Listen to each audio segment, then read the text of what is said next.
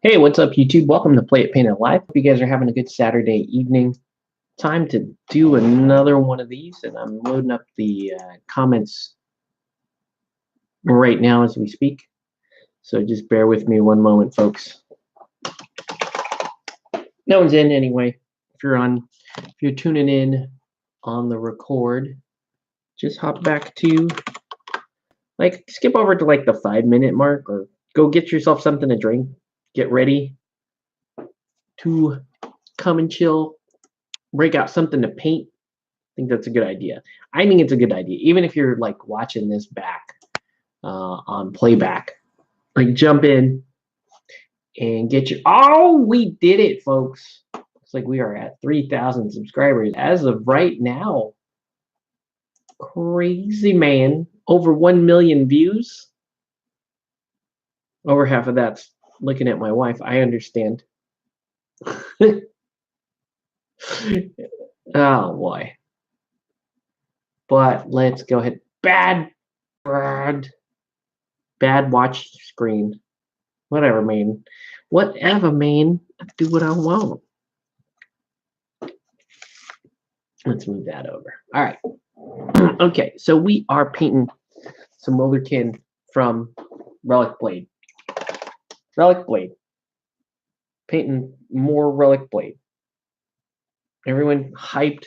People are hyped out of their damn minds locally for some Relic Blade. Do I know why? No. I'm not sure why. Don't get me wrong, it's kind of cool. Wait, did I not put... No, I did put eyes on this guy. They're just really small. Just next to impossible to see. Yeah, we did. We painted eyes on this guy. Let's give him a little skin. So you can see I've got... So I have the Wilderkin's starter box, and then I also have I've got a couple of No More Smiths. Got a mounted, and this is the unmounted version.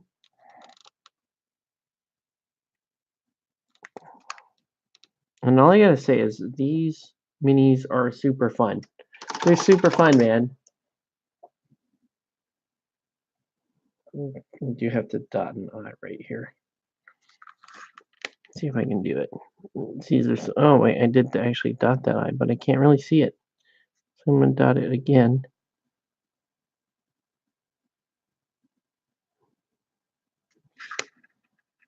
And it just looks like a darker eye.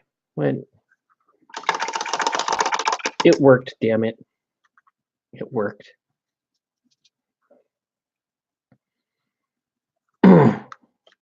But yeah, we're gonna get these guys underway, and then I'm gonna start playing some of my first games of Relic Blade. I think from somebody that played a lot of Frostgrave and a lot of other fantasy skirmish games, I'm not really sure what I mean, they're cool. The minis are cool. The creator seems really nice. Seems really cool. And let's see what the hype is, you know. Let's see what the hype is all about here. But yeah, we saw this game at Kingdom Con, and some of our guys were like, yo, I really like that. And they jumped in, and it just sort of spread from there, and we're all like, okay, if you're in, we're all gonna be in, we're all gonna play. Which is cool. That is one good thing about being in a nice super fun meta is we'll jump into some of these games together. Not all of us, you know. That's kind of how it works. You get some of your friends play this game, and some of your friends play that game, and you play maybe both of them or all of them or whatever. So you have your friends that you play different games with. You know, when we crossed over pretty heavy into Guild Ball, we had a couple of casualties. Some folks that were not that into Guild Ball. So that is what it is. Okay, right now. So we're gonna get all these fey creatures here. Get all their skin painted up right now.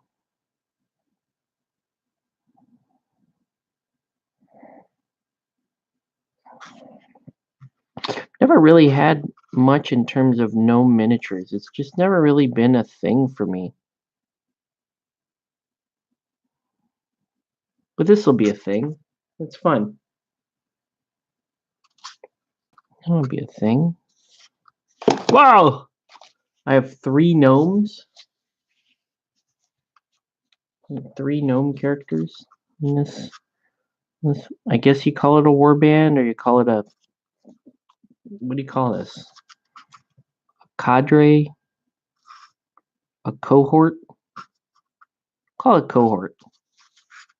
Sounds about right. This is about cohort size. All right. Good news is there's not a lot of skin on any of these. Is there even skin on this guy? I can't see a single spot to paint skin. So that's going to be a no. Maybe we paint the ibex, the face of the ibex this color. Let's go ahead and do that. Be weird. Weird skin, human skin based ibex. We'll highlight it up, but it should. This is actually pretty good base coat for even the ibex here.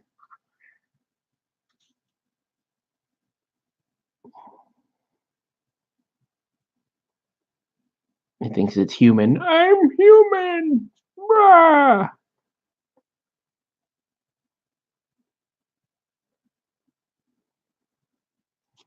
Cool.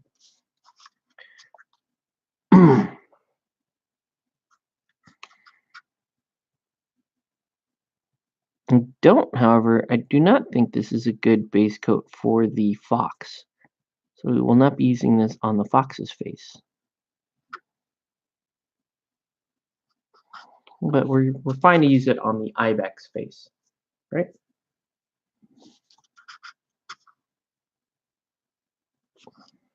And I gotta figure out what color stone guy is gonna be.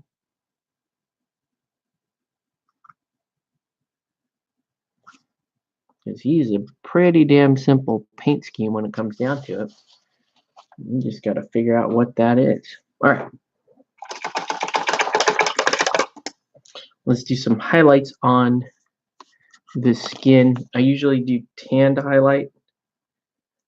I wish I had fair shadow might work better. Where is fair shadow? Gold skin. Could do fair shadow, or I could really get into like the more cadmium skin since they're elves. There's fair skin, so that's probably gonna be the end of the line there. But I want fair shadow. There's fair shadow. All right. So fair shadow. I'm gonna make this the next color here.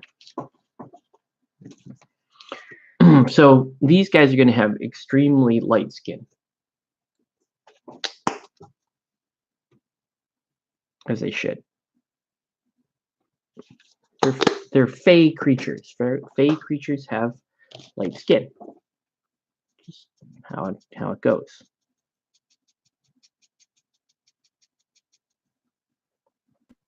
Oh, I forgot. I got to do.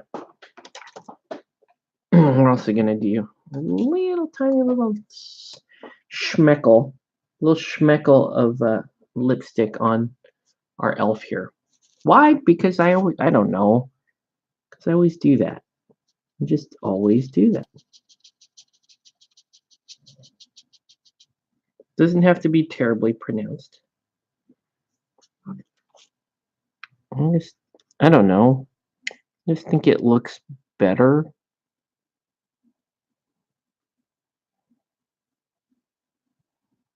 Just gives the female faces I paint a slightly more character to them.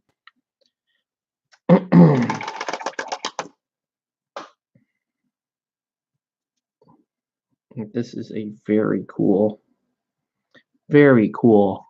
character in Relic Blade. So she does like spells using the rocks that come with this set.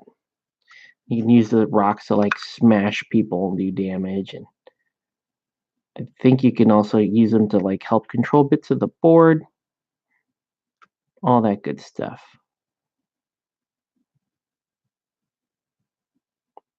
So she's a very interesting character.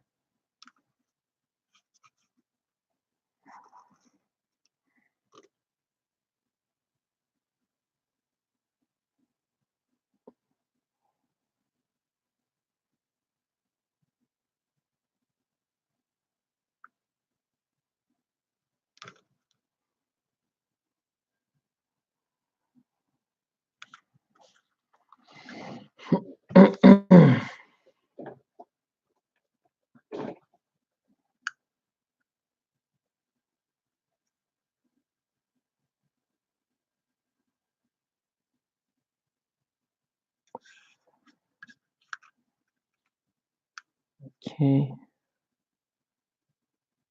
So if you're just joining us, welcome to Get Painted Live. Let us know what you're painting or what you should be painting. As you can see, we are working on this Wilderkin Geomancer, or Wild Elf Geomancer, from the Relic Blade game.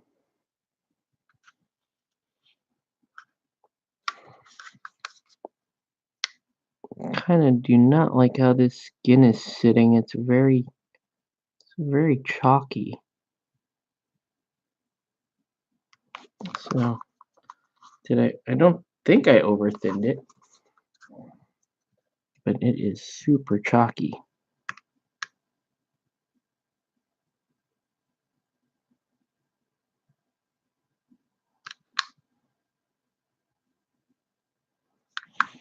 All right.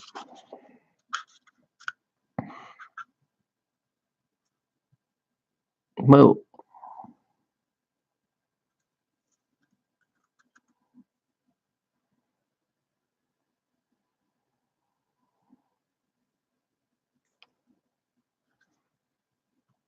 Okay, and then I can use this to the rest of the skin. We'll figure out her outfit in a minute.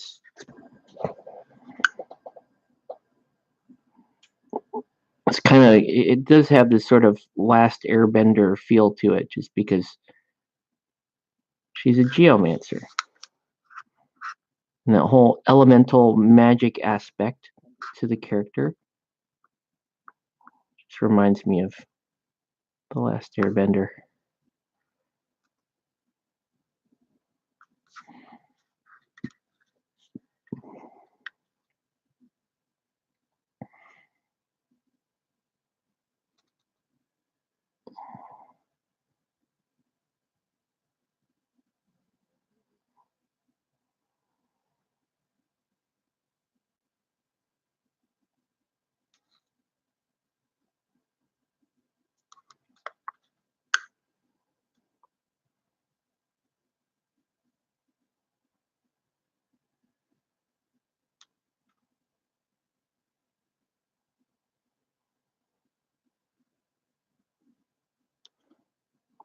Dope.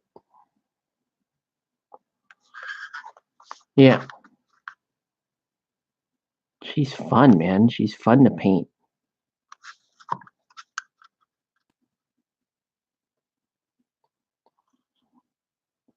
This is one of the sculpts that kind of got me interested in Relic Blade to begin with. Like, I just thought her and like the thought of like controlling rocks. Although I thought it would be the Golem, because he kind of, I don't know. It's just that whole Ludo vibe from Labyrinth.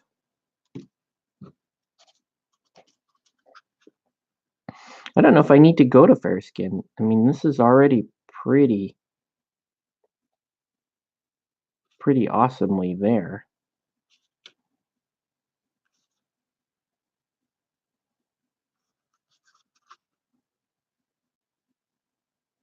I think fair skin.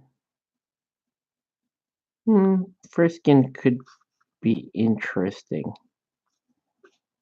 I suppose.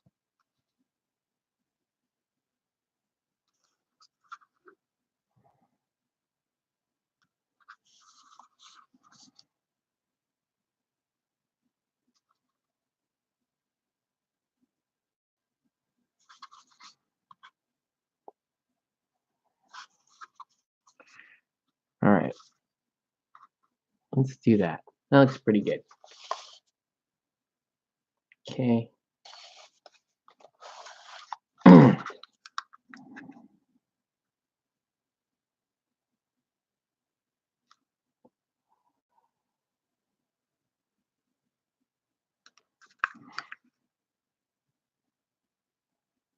And the wordsmith should. This guy should paint up fairly quickly. There's not much to him.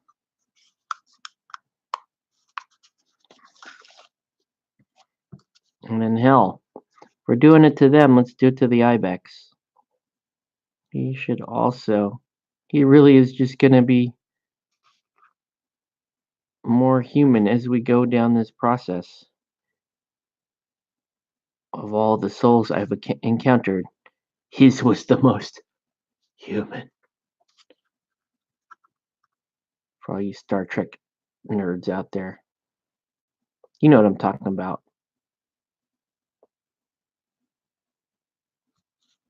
No, quiet. Yeah, there's a whole little ibex action there.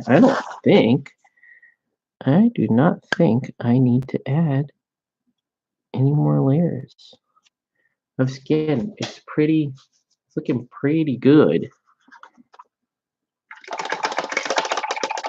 Pretty happy with that. All right. So, you're a fat dog. So let's start painting this guy. Okay, so I'm thinking green stone because I'm weird. I'm thinking green stone. What do you think, man?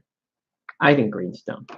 Well, if we go like jade green, let's go like jade green and see where this takes us. Because it's gonna take us on a journey. Jade green. We're gonna mix it.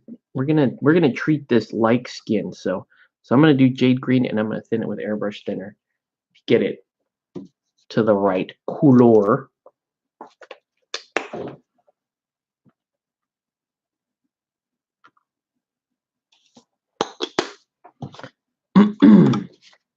But let's see what we got. Oh, I always really like anytime I do stone.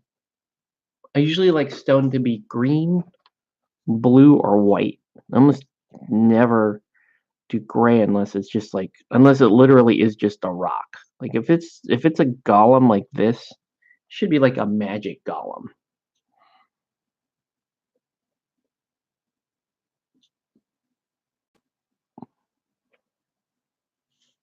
Dude needs a haircut though. I will say that. Stop telling me what to do, computer.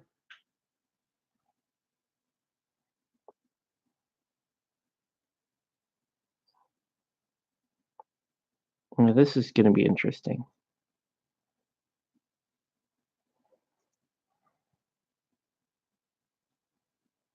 So yes, this is going to be a green.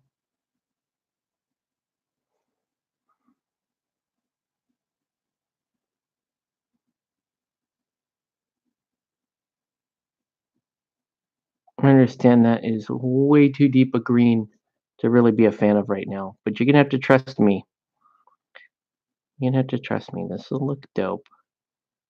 Don't worry. Don't worry. You're worrying.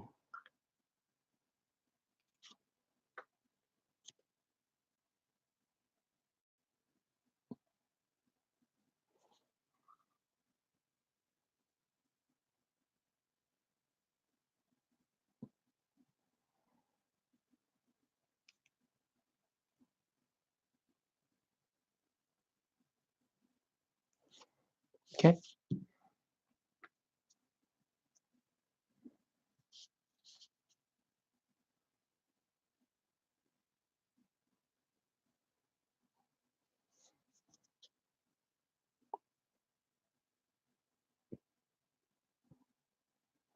No idea what color to paint his hair yet, but we'll get to that when we get to it.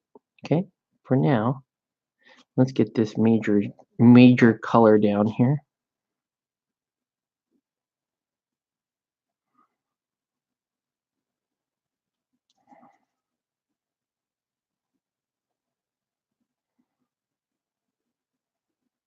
The only thing I would say I hate about this model is his extremely narrow waist bothers me.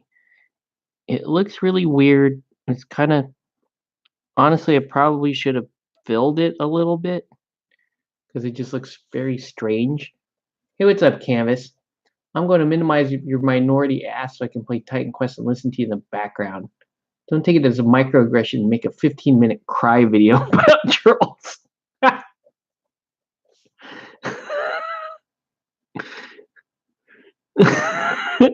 Why do people need to be told how to deal with internet trolls? I don't. Here, I'm gonna make it a cry video about crying videos. Just super hypocritical. But why the hell do you need to tell somebody? How you need to tell? How does an adult person have to tell another adult person how to deal with trolls? How? Why is that a thing? Why? You know, I found out about internet trolls back in 1995 when this shit first opened, and I opened my mouth and I talked about Patrick Ewing and the Knicks making it to the NBA Finals, and then the trolls came in. That's at that point. That's when I found out what internet trolls were, because people came out of the woodwork to talk shit about me, my family, where just people just came out and made death threats. And when you're first new to the internet, you're like, oh shit, this person's gonna come to my house and eat my cat and all this other shit. But now, 30-ish years later, now, hey, what's up, Mr. Snowy AK? How you need to know, like, unless you're a kid that has never been on the internet before, how, why do we need to explain trolls to you and how that whole thing works? Why?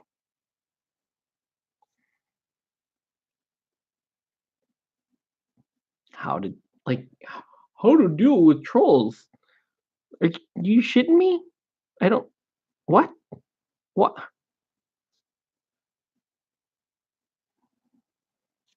That's almost like saying, how do you obey stop signs and you're already driving a car? Like you never knew what the hell. What? People leave negative comments on videos. You love the Relic Blade. So do I, man. They're really cool. They're really cool models. The designs are really slick. And man, I will say this: they're smaller models, but they've got a chunk to them. They've got a they got a sturdiness to them that I really like. Like uh, the other day, I dropped one of the one of the lizard guys that I'd painted, and it freaked me out, right? Because they're multi-part metal hitting the floor. It's terrifying, right? But no, it didn't see any damage. I picked it up, and you know, not saying it. I think it's pretty unreasonable to not expect damage, but what I'm saying is I was surprised that there was no damage. Like that whole model stayed together. That was pretty wild. Pretty wild.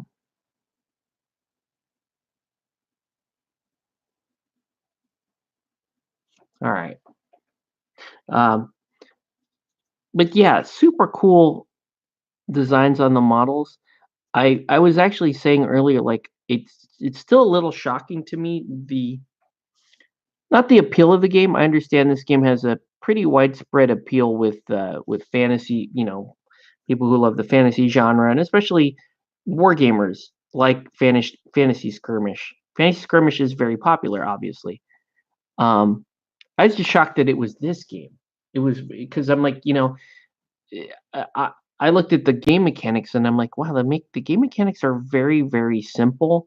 It is a straight in a lot of ways. This game is sort of a builder and chucker, right? You build your list and then you chuck dice at each other and try to make your chucks better than the other guy's chucks. So I'm like, it doesn't it doesn't like reach out and grab you with, at least rules wise, it doesn't really grab you with anything absolutely innovative. And my favorite part about that is that it doesn't feel the need to. You know what I mean? A lot of times these new games, especially by indie creators, come out, and I'm guilty of this too because I mess around. Uh, I write my own rules every now and then. I'm like, oh, I'm gonna make a thing, and I sit down and like recently, as recent as within the past year, I sat down and wrote an entire rule set for myself, and I'm like, am I gonna do something with this? I don't know. Um, and it went through like four different revisions because I was like, oh, in my mind, I was like, a reason. Um, I need a reason from the outside. I would need a reason to play my game, right? So maybe I need to come up with some sort of innovation in the game mechanics. That's the original thinking.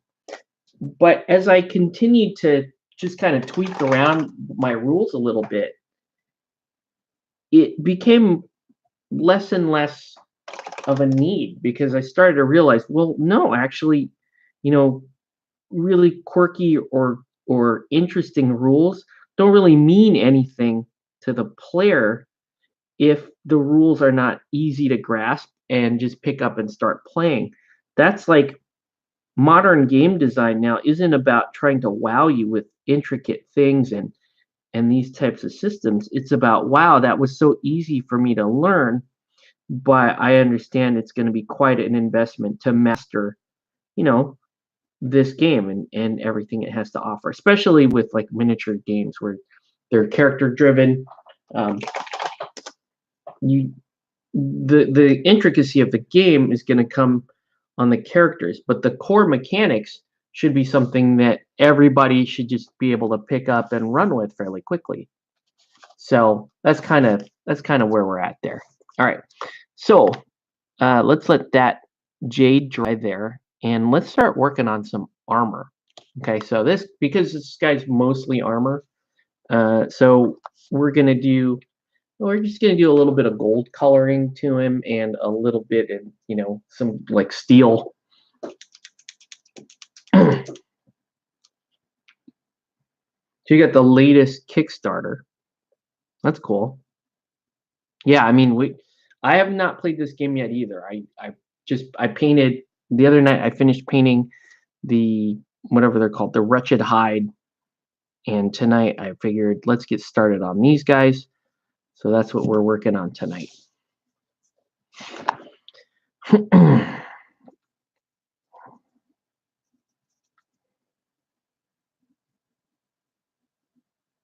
And I was actually, I was gonna buy,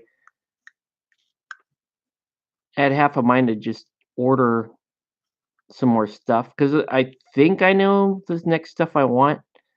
But I decided not to. I'm gonna play a couple of games with these starter sets and then decide, hey, how much do I really want to invest in this game? Maybe just having a couple of starters and keeping it as a side game for me, it's probably where it's going to be at. It's tough for me because I have, you know, I'm not bitching. I'm not bitching. I understand that a lot of gamers don't have quite the amount of game time I have, but a lot have more than I have. But anyways, like for me, I get 1 day a week to game. I get 1 day a week. It's usually one night a week, and that's actually quite a bit. It really is when it comes down to it. But But in terms of maintaining multiple miniature game systems, it's not a lot. You know, it's actually fairly tight, right? So if you're gonna game one night a week and you have, we'll say 4 hours to game, um, you want to make the most optimum use of those 4 hours. So if you're playing Guild Ball like I am, you could play 2 games of Guild Ball in those 4 hours. Alternately, you could play, like with this game really running half an hour to an hour, you could play a game of Guild Ball and probably 2 games of this in that same time. Or if you push, you could play 2 games of Guild Ball and 1 game of this. But the issue is, because I'm a pundit for Guild Ball, I get my one night a week of gaming, and then once a month, I get to do a weekend event, which is usually host a tournament, right? I kind of have this, agreement with my LGS. I'm going to run some organized play, either, a Guild Ball thing, or um, or I might run paint day. I might host a paint day or something like that. So with a game like this coming along, I think I should be able to fit it in my weekly, like my weeknight gaming.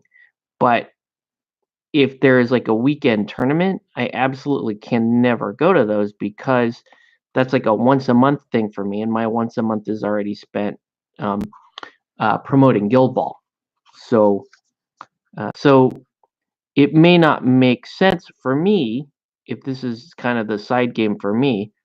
It may not make sense for me to own a lot of this game. Probably it might just be limited to, couple starters, couple loose models.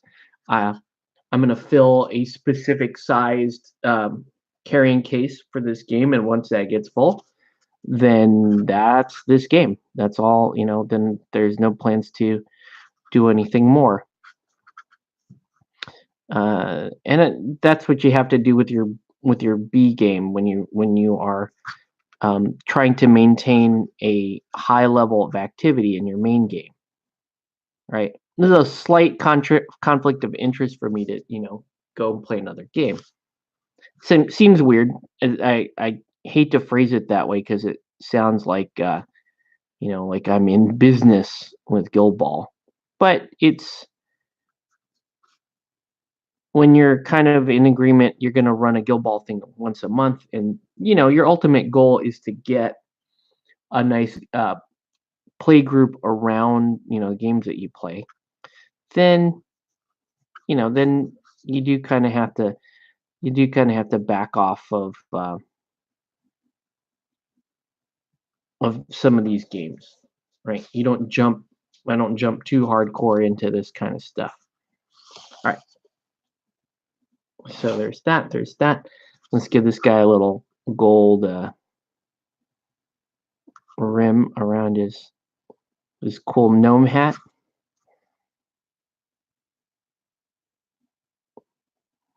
Man, these gnomes, this one in particular is just awesome. He's just he is like a full-on garden gnome.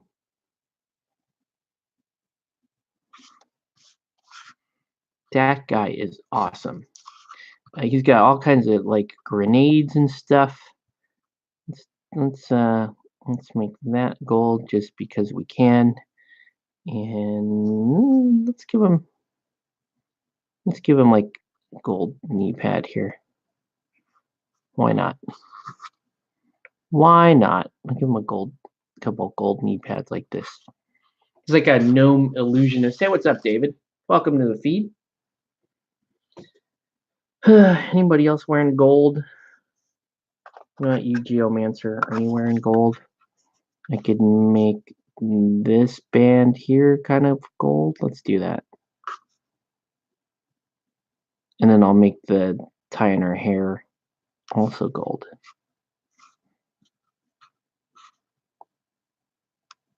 I'm not sure what color her hair is going to be.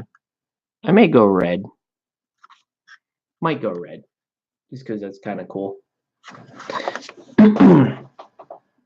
And then Rock Homie is what we're calling him. Rock Homie's got.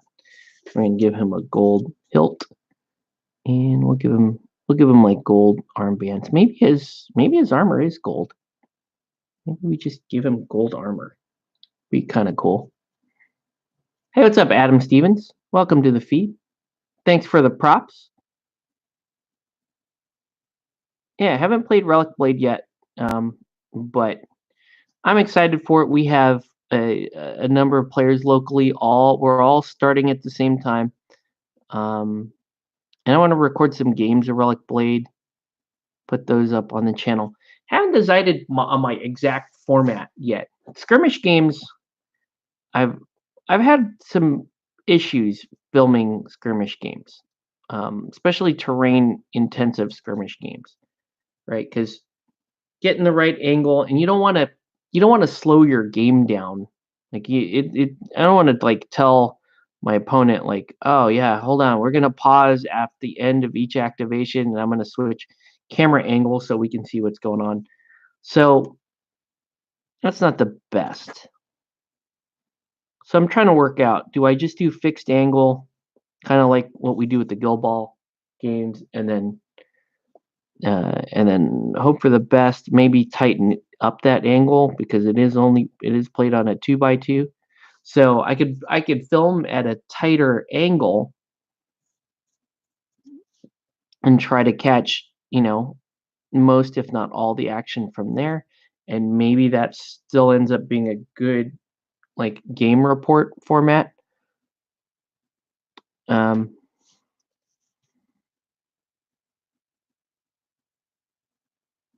Or do we have to stop stop the game to show all the different activations? I don't know. You love it. You've painted 3 factions. Can you for my personal benefit, can you explain what you love about the game? I haven't played it yet, so I'm curious. Like,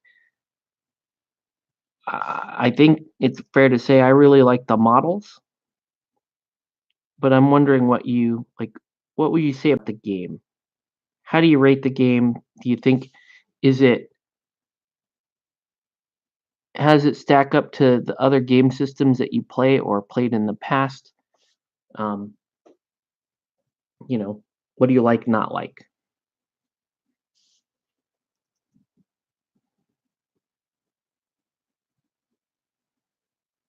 Dude actually has a lot of gold on him.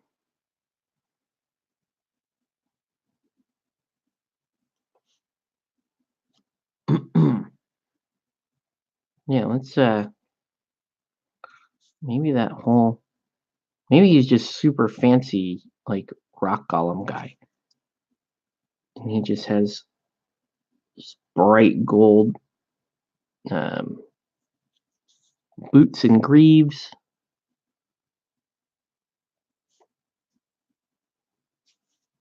Oh, a little too much moisture here. Like the small scale factor. Only a few units, easy to learn. Models are great. Terrain is fun, but not overwhelming like other games. Sure. I do like how you interact with terrain, and it seems like the creator Sean wants people to interact with their terrain and have to do things like leaps and climbs and all this other stuff to make the game a little more interesting, make maneuvering more interesting. So that's kind of cool.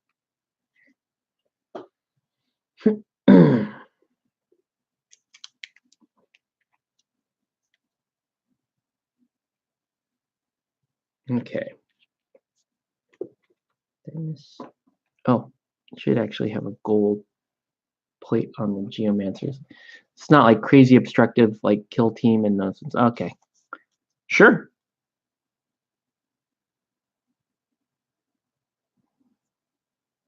Yeah, I think interacting with terrain in this game is actually pretty damn fun. And I would also agree that it doesn't seem like it's overwhelming like in some other games. The Batman miniatures game, the terrain rules can get pretty hairy. You know, once you start using bat claws to get around town and all that, it can get interesting, we'll say.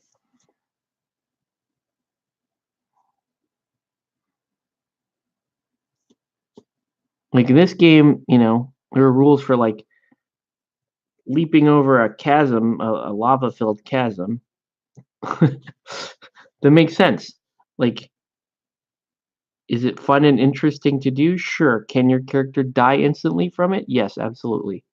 Okay, it's a fairly good trade, and it's realistic. I don't know too many people that would argue that, you know, falling into lava isn't instant death. And people who would argue that, I'm not so sure I'd want a game with them. Anyway, too excited waiting for your stuff in the Kickstarter. What factions came out in the Kickstarter? In this latest Kickstarter? Ugh, I messed up. I messed up.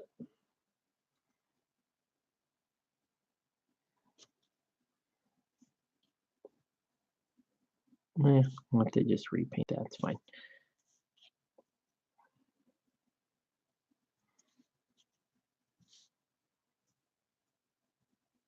This green and gold motif here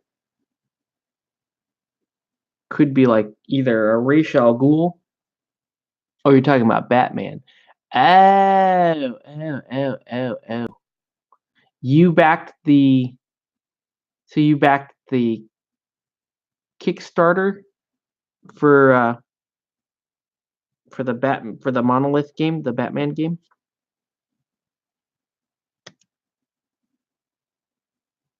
I will get to painting that at some point. It's gonna take me a couple of weeks to paint the base game. And then we'll play the base game, and then if I like it, I'll try to motivate myself to paint more. I want to try to at least paint the base game and the villains game. Because that would be pretty dope. The villains game actually looks more interesting to me than the base game does. And Relic Blade sneaks me. Oh, gotcha.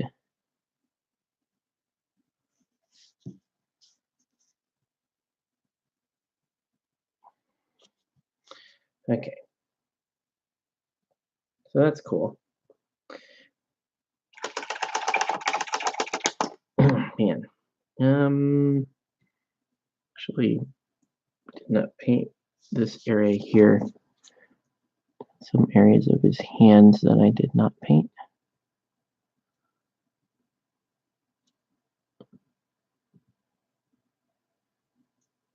Ooh.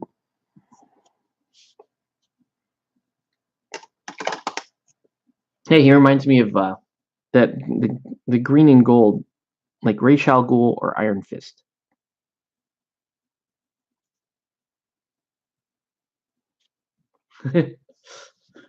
Okay. All right. So now, wait. And now I gotta paint his the loincloth here. I'm not so sure what color I want to do that. If this is gonna be green, and that's gold, that could either be purple or black. Purple would be kind of sick. I feel like I'm using too much purple lately. I could do red, but I think red looks a little silly. Blue. Probably blue. I think blue would look okay. Yeah, let's do a blue. Way he kind of matches the he'll kind of match the paladins.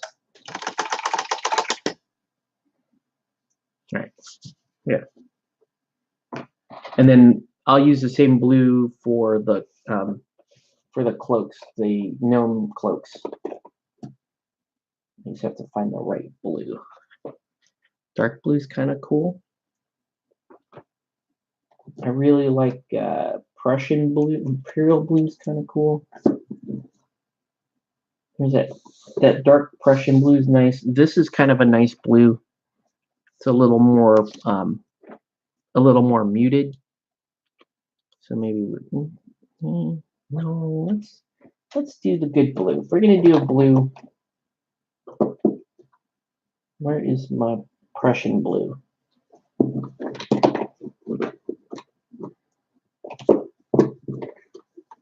Andre blue is quite cool. Here we go. Prussian blue. This is a really nice blue.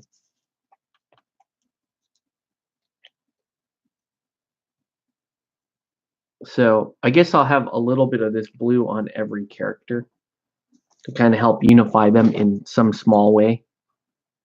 The gnome is going to be pretty colorful. The geomancer probably won't be that colorful.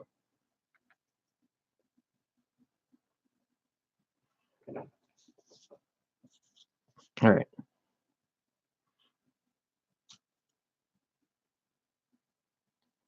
This is this blue is a really nice contrast to the gold. And it's just a nice blue in general.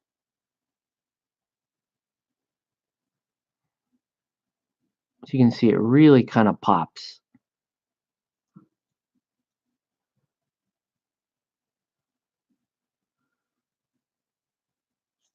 I also have to figure out what color I want that stone shield to be.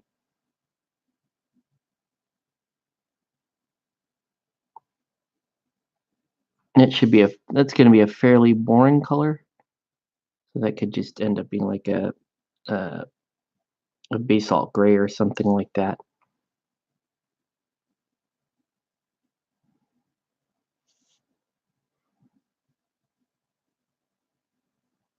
So yeah, I guess all the cloaks and the loincloths on my good guys will be this blue color.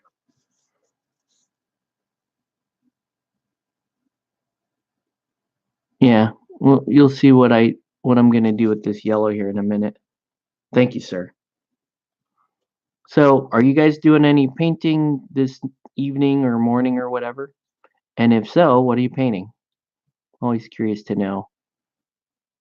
I think I tell people it's one of the very few benefits you might have watching a stream like this is that you pick up something and paint as well, and then then you're listening to some dude ramble while he's painting, and then before you know it, you've made some really good progress on whatever your paint project is. So that was kind of the original idea behind this stream to begin with, was that we would do stuff like that. I want to get back to the point where I used to bring people on, shoot the stream using Google Hangouts or something like that, and then we can bring on some other people to come in and talk. We can have conversations while we're painting. You're gonna paint Stormcast? Cool. Yeah. Let's let that blue dry, and let's work on. So this here. Oh shoot! I forgot. She should have. I guess that won't be gold, but she'll have this like blue. I'll just make it a blue like apron for her.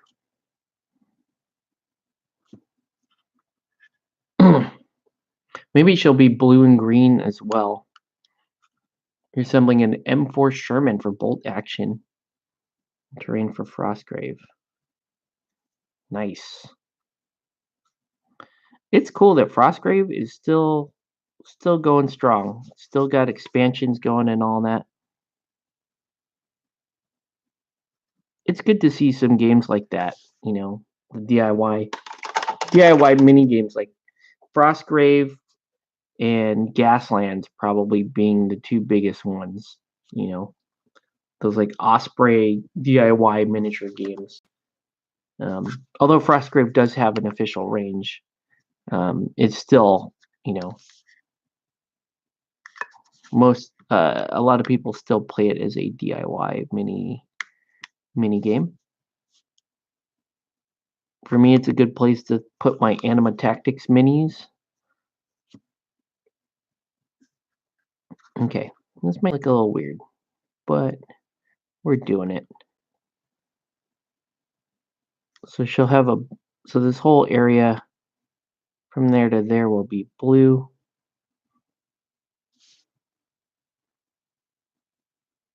And then we might do either gray or off-white pants. Might even just do brown pants. Yeah. Brown pants might be kind of good here.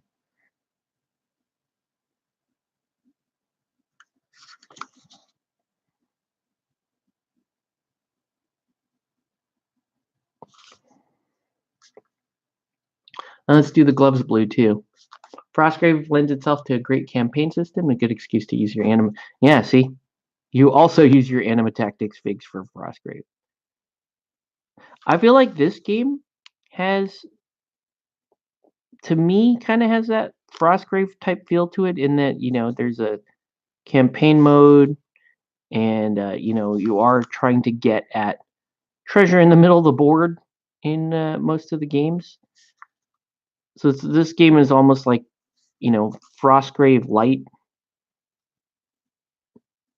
but has very, when you get into the gist of the systems, they're very different than Frostgrave.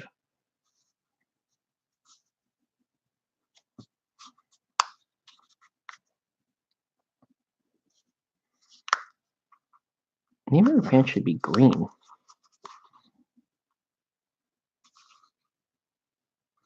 Maybe. Maybe her pants should be green. Okay. This guy here. I guess we'll do his do like his main shirt blue.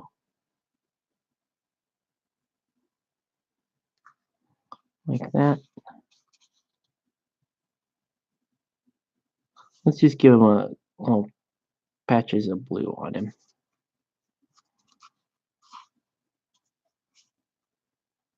Let's make that shirt blue. This is a little dude, man.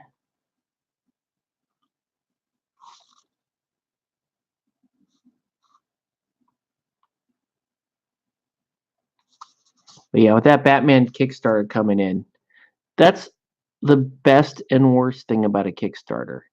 The best thing, it's like Christmas at your house and all this other stuff. The worst thing is, if you're like me, you realize, man, that's like over 200 minis to paint. Easy. That's going to be a lot of work, man. Stuff like that. All right. Let's do, and then we'll just do these guys' cloaks.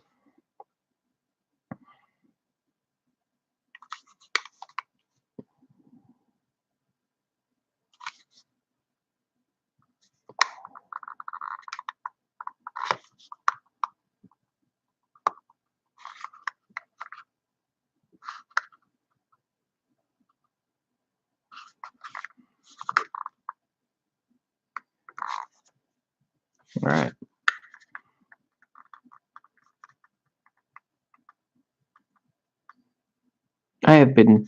This week has been rough, man. I have been trying to get in a game of something this week. And just either my schedule was out of whack or the people that I game with, their schedule was out of whack. Rough. Rough. I have not gamed at all since Kingdom Con last weekend. I'm itching pretty bad for a game. But in the meantime, I have a lot of stuff I can be painting. And we can be streaming more.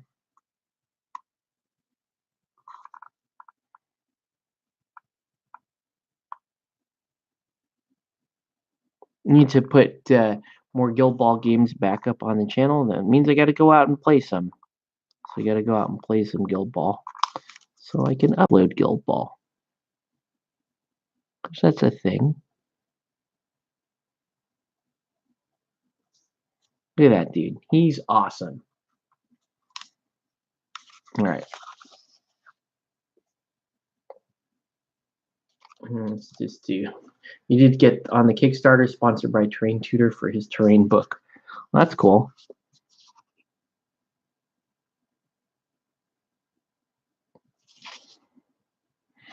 I think something like that would be very valuable, right? Like, hopefully, I would think that Kickstarter is going to do pretty well,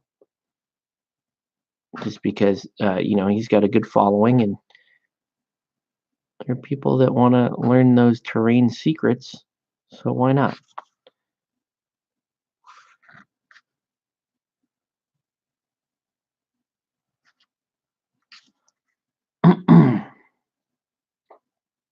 Gotta love the ibex, man. I don't quite like how he sits on his saddle. That is not great. It looks a little odd. Maybe I put him on too high, but I felt like I probably should have just chopped off that middle part so that he could sit nice and flush. Because right now it looks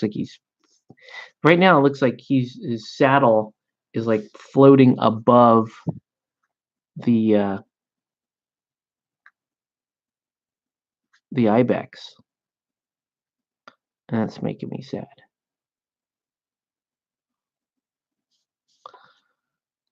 Okay.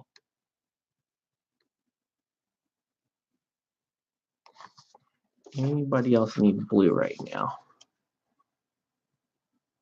Did I finish with this dude?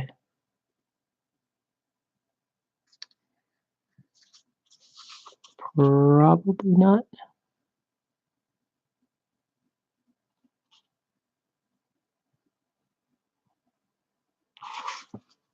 Okay. All right, it's time to start throwing some shading down. Wait, one more thing I want to do before I do that. She should have a little bit of gold on her, so I'm gonna do this little. Wait, I don't know what that is. It's just a tie. She has this arm bracer here that we're gonna say is gold, and I don't think she needs any other. But she does actually need a little bit more blue on the tie on her leg.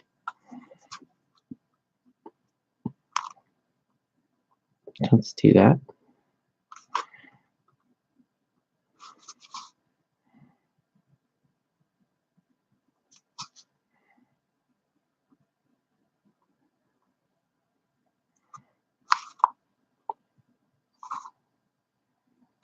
So, nice little blue there. Let's do it on both her legs. So now blue is a somewhat prominent part of his outfit. Her outfit, sorry.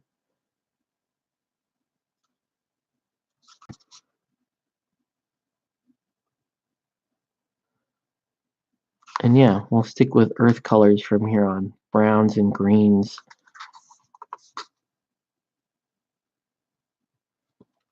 Just wanted to establish that this character was around. It's actually should be blue right here too. Why not? Let's just do what we gotta do.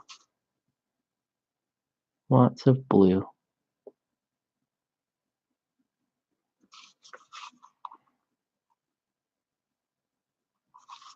Okay, there we go. You're gonna crash? All right, have a good night. Thanks, Dave. Thanks for tuning in. Okie doke. There we go. All right, so now we're gonna start shading in my fake gold here.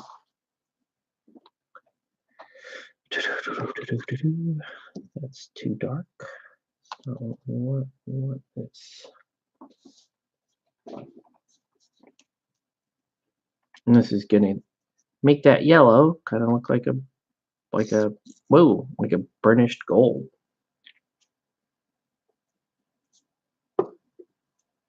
That's the idea anyway, right?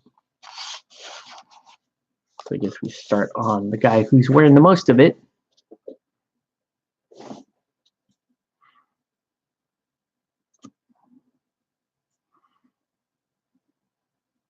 And really kind of let this stuff settle in.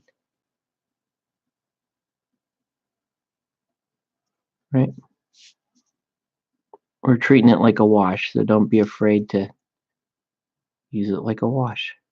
This is a mix of sepia ink, P3 armor wash, and Vallejo glaze medium. This brush has had it. This brush will be retired soon.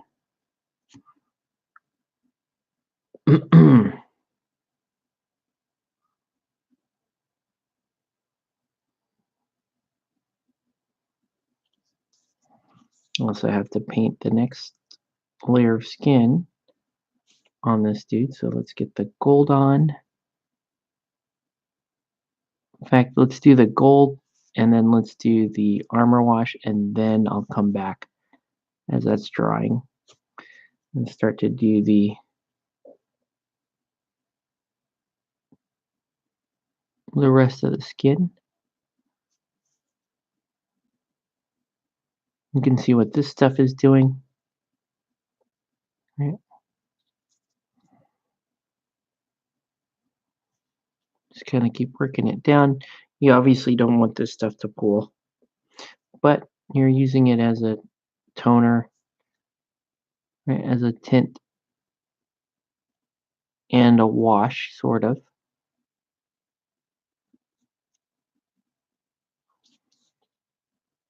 Right, it's giving you more of a burnished look.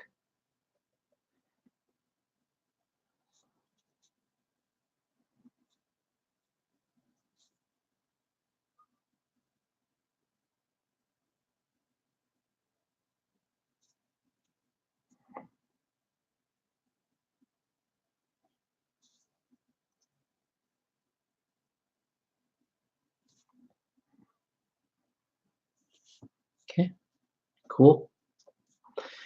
All right, let's let that dry.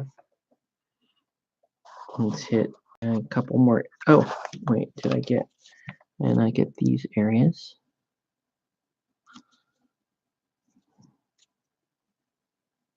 There you go.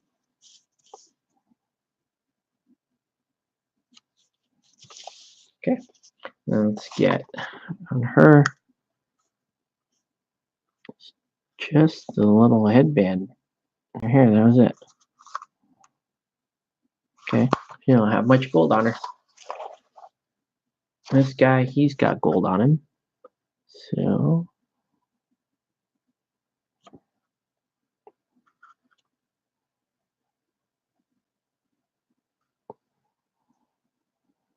there's the gold there. He's just got a bunch of gold detail.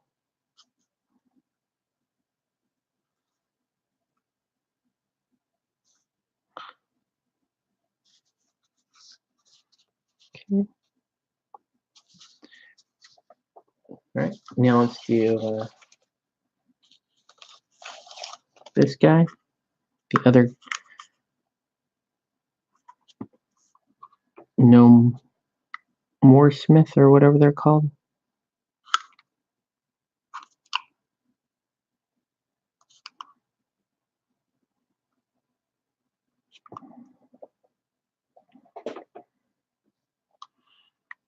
Okay.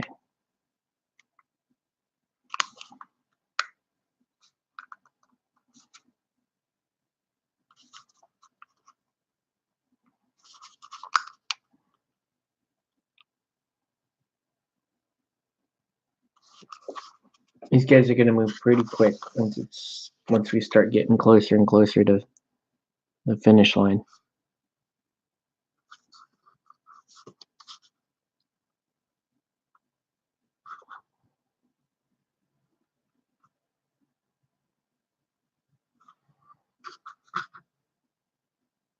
Okay. Anybody else need gold? I don't think so. I think we're pretty good. Okay. Now for the armor wash. And so this is a mix of P3 armor wash and glaze medium. And I use this to kind of get some iron techniques. I use it on weapons. I use it on basically anything metal. And it does a pretty good job. So we'll start here. Actually, yeah, we'll start on this guy. Kind of use it to wash this blade. It's a big blade. As you can see, it's so you're gonna want to control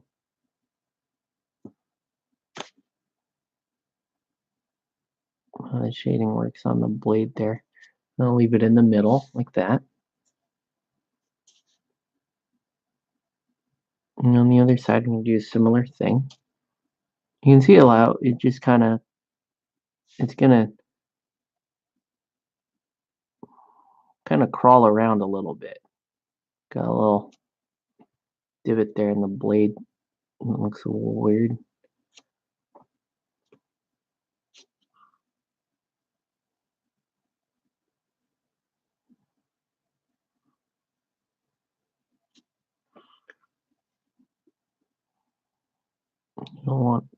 You don't want so much of this on the top of the blade. Not that shade coming down at the bottom. There we go.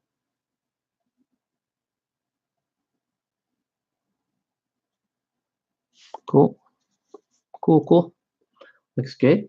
Now let's do his shield.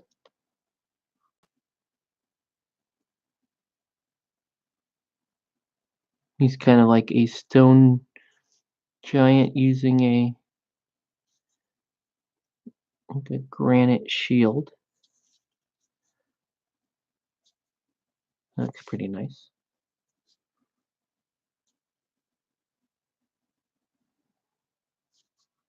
Okay.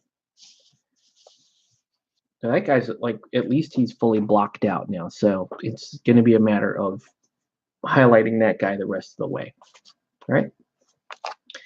And then the warsmiths. Basically, we're going to hit anything that isn't gold or blue. It's everything else on this guy. It's going to be a little more of a steel color.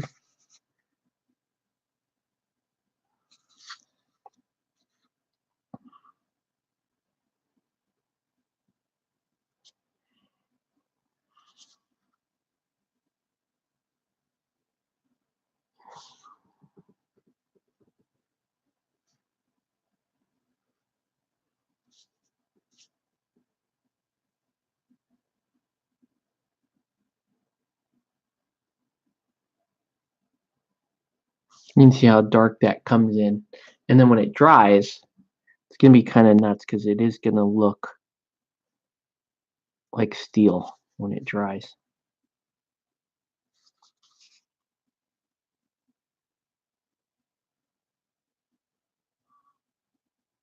So even the warhammer here. This isn't a warhammer. It's a, what do you call this? Some kind of hammer pike. Maybe that's what you call it. Maybe you call it a hammer pike. I don't know. I think you do.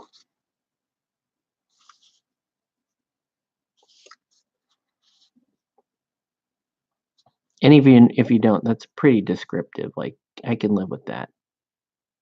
We can agree to call it hammer pike.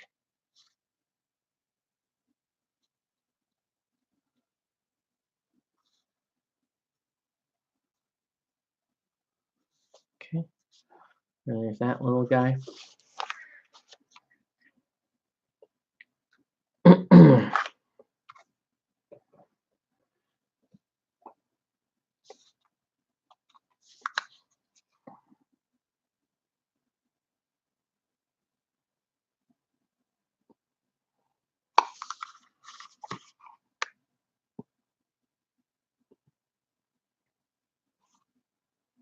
This is super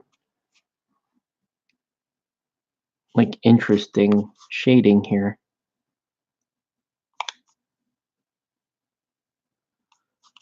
And it nearly completes the model just doing this.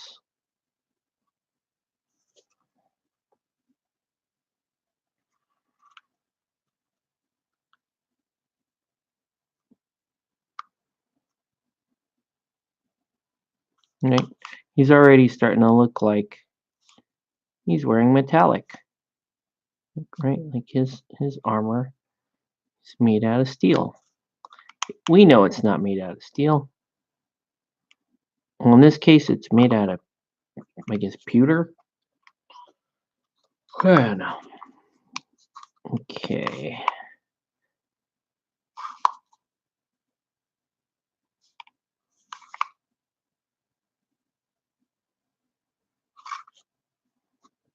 There we go. He's looking pretty cool. Anybody else need this? I don't think so. I think we can go back to.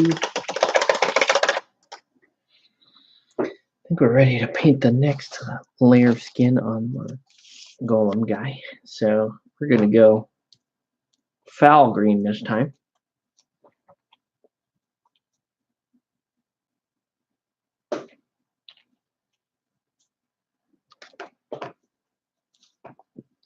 And this is going to go down as a highlight. Right, so thin it a little bit.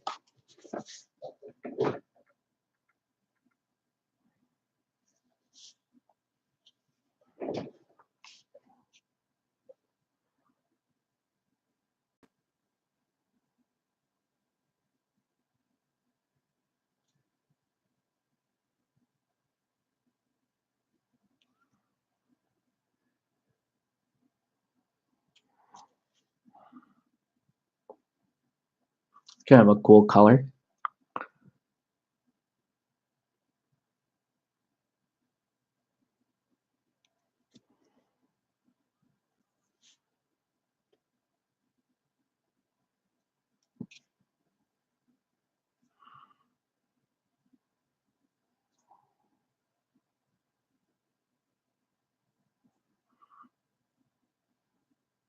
So the main thing here, we want to kind of leave those glyphs alone, right? Leave the glyphs staying the darker emerald color below.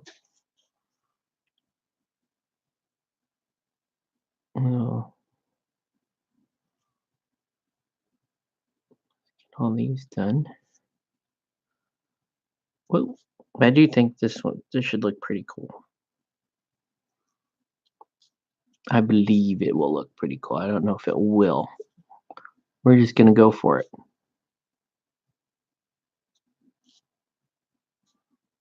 Thinking it may end up looking pretty cool.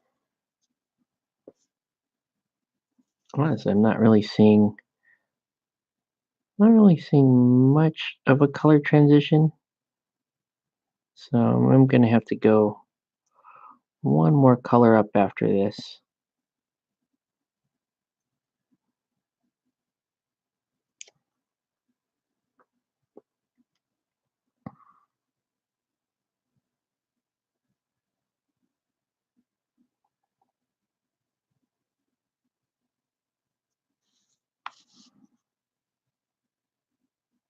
And these glyphs are pretty damn cool though. I will say that. The dude's neck is gigantic.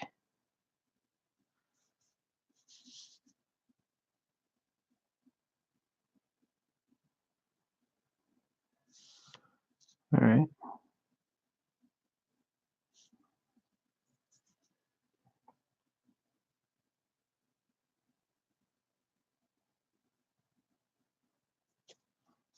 Yeah, I think to really get the full effect here, I'm going to have to do one more like hyper light highlight color to kind of give the geometric shapes an edge highlight, help them to pop a little bit more.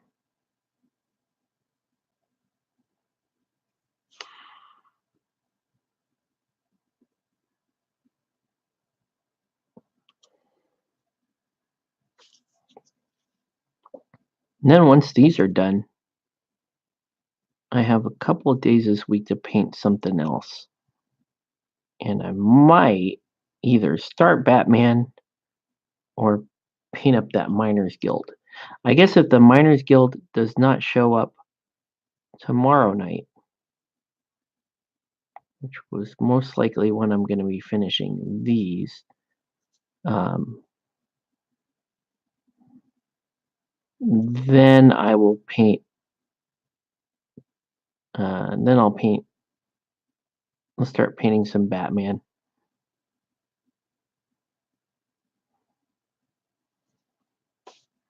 I need to get a little back into the full-blown production mode with the painting so I can keep up with it.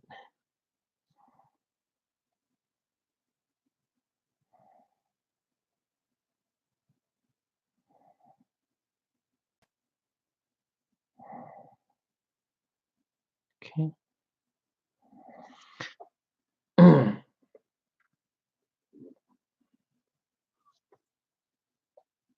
I do really like this like green. I call it cut jade. It's a color combo I've used quite a few times. Anytime there's a sort of stone, like magical stone in the form of armor or golem or anything like that, I tend to make it look jade, make it look more like a very precious stone. Okay, it's looking pretty good. So let's do the final highlight here, which is going to be, I could either just drop white into that, but what I should do is I should use verdigris. Verdigris is an edge highlight here.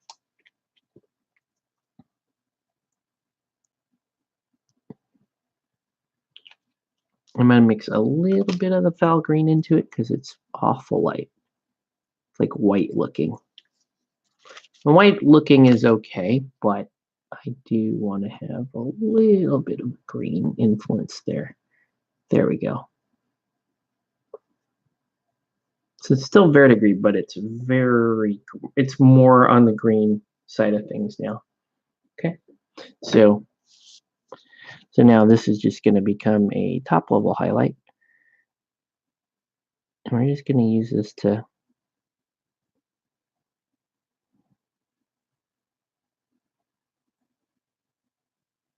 just get the most.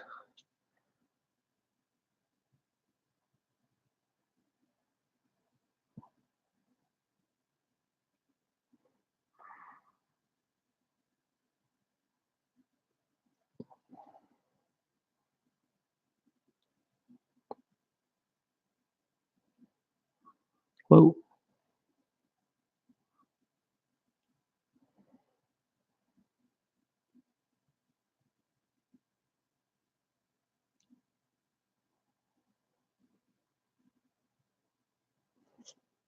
It's a little thick going down, but you can see it's doing a really nice job.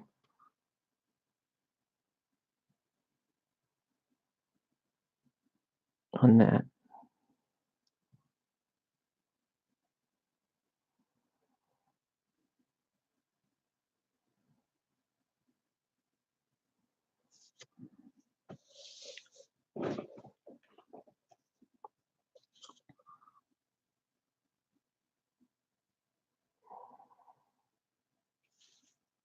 Okay.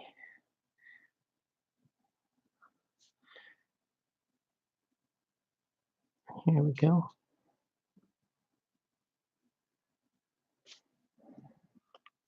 So again, I'm just trying to get I want this to act a little more like an edge highlight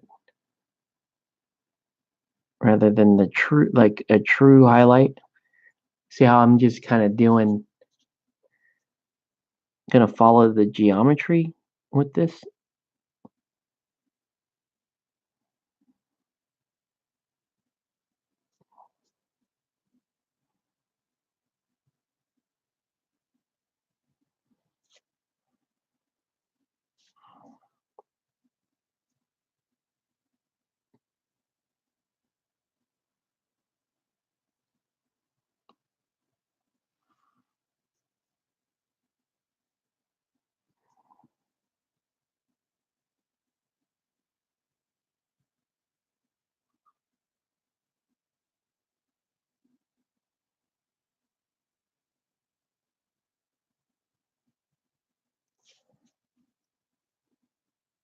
Whoops. That's pretty damn fun. That's pretty damn fun. I like that. I can also use turquoise ink to kind of exaggerate this a little further. Hey, what's up, Andrew? Right?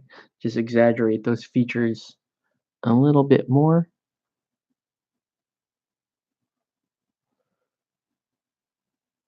What up, man?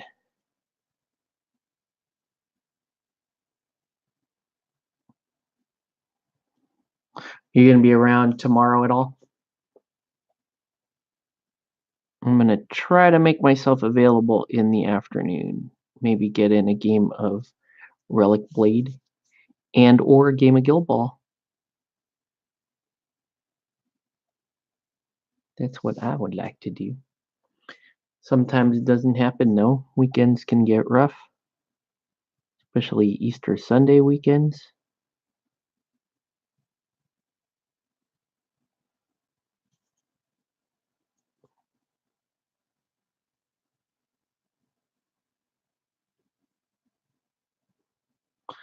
Trying to get Monday and Thursday off. Damn. I don't think I can get Monday off.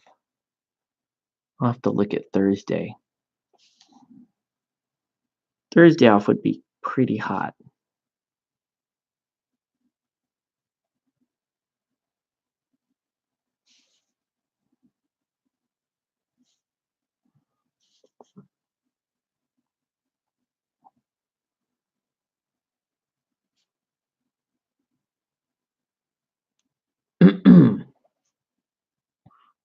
Are you done? Are you done painting? I don't think you're done painting your relic blade yet, right? You're done assembling everything, I think, and now you're kind of you're working through trying to get some of this stuff painted.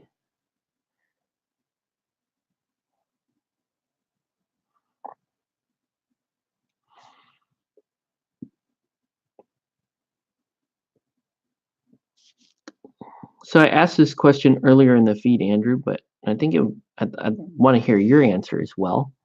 Like, I was just saying that Relic Blade on paper doesn't seem terribly intriguing on paper, right? Because it's a still fairly, it's fantasy setting skirmish game and uses D6 and doesn't really have anything absolutely innovative regarding mechanics or anything like that. Miniatures are fantastic, obviously, but I wanted to know like what are some of the reasons you might cite for why you're so excited about this game? Like, what are some of the things I haven't played it yet, so I can't even answer this question. But I'm curious to see what your answer would be here to that question. What is it that gets you so hype about Relic Blade?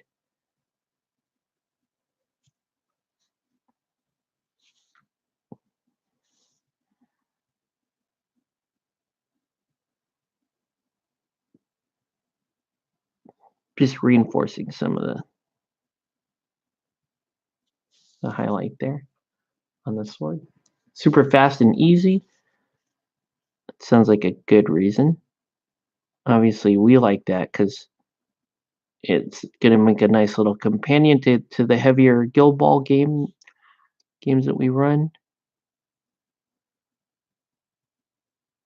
Actually, you know what, Andrew? I forgot to mention, if you can, and I can't promise anything, but if you can, see if you can get Sunday off, because if I don't game this weekend, I might use that as a bargaining chip to say, hey, can I run something next Sunday? And I'll run a Cook's launch next Sunday if I can. So I might work that out with my wife. Also, I can game Wednesday night.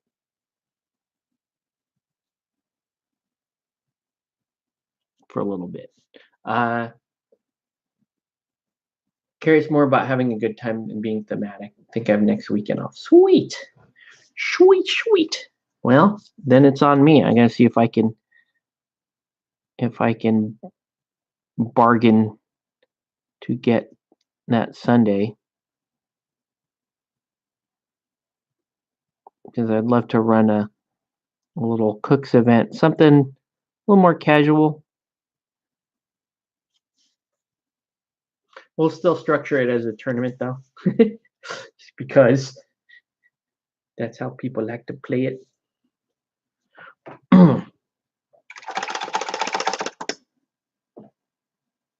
He's actually almost done.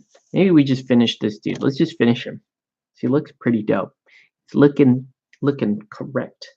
Let's get. I think we'll do his hair like gray.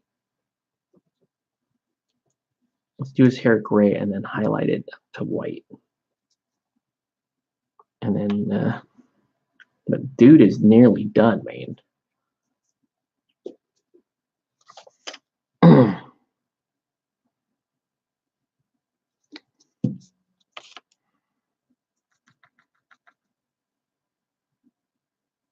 One thing you do like is the campaign. Yeah, campaign system does look super cool from everything I've seen.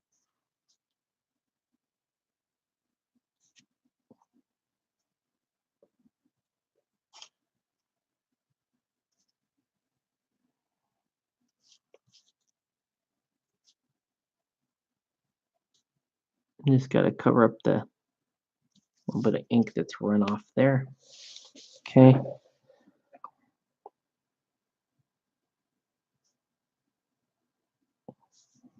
Paint some of this hair back in.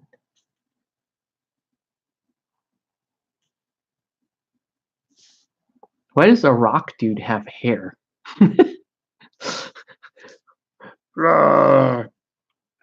Why? All right. I need like a bone white now. I need a bone white.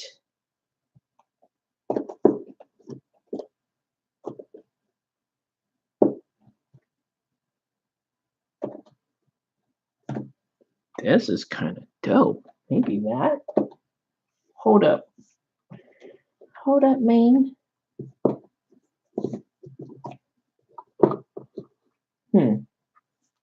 That's not bad.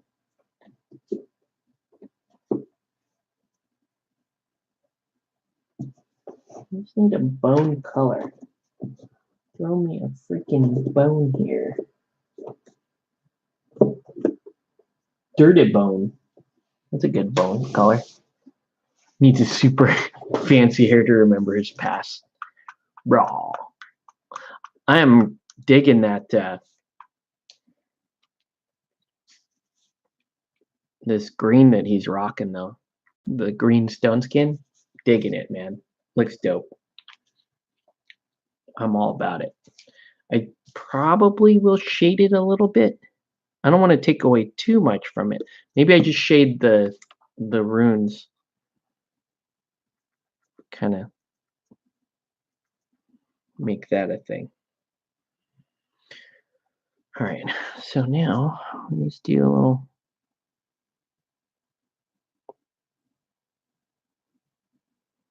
highlight there.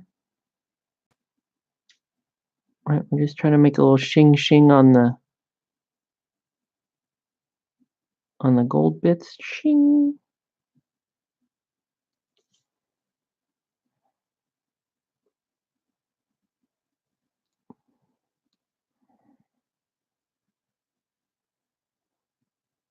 And you don't do the shing shing everywhere. Just enough of that shing shing so you can tell. And you can actually bring it up to white in spots if you so choose. It's not the worst idea ever.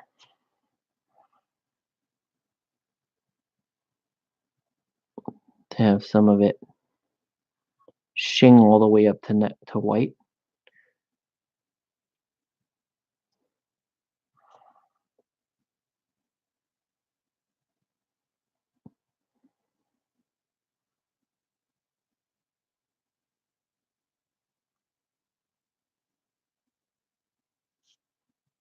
A little shing shing there.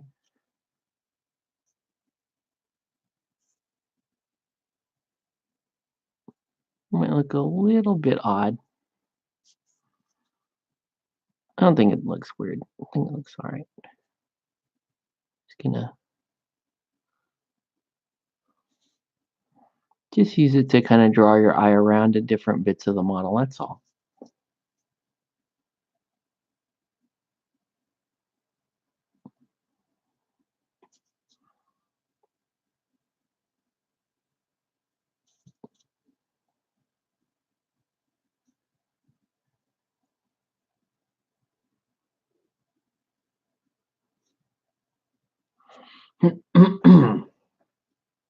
That is pretty dope.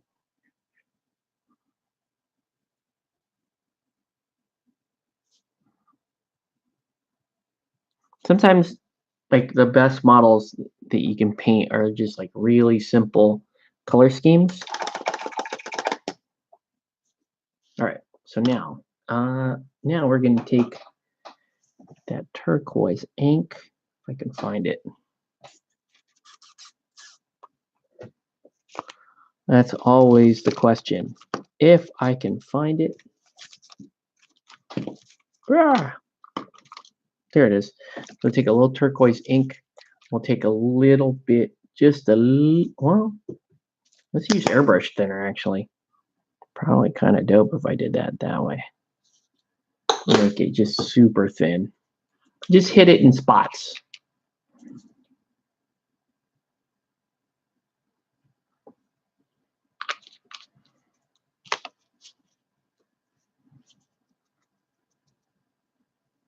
Whoa, that is hyper thin.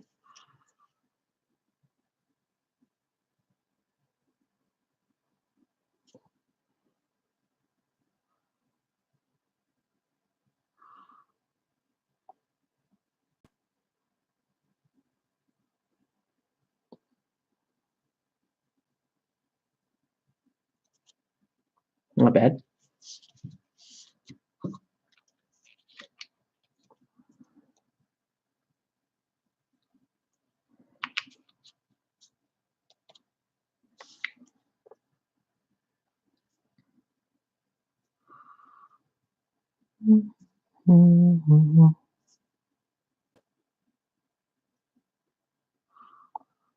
Just kind of use it to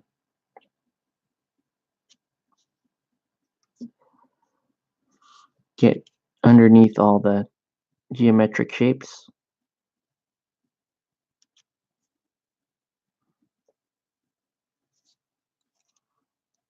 And then again, especially in the runes here. It's actually not. I need more. The airbrush thinner is kind of taking away from it. So I really need to kind of draw the contrast there. Here. There we go. There we go.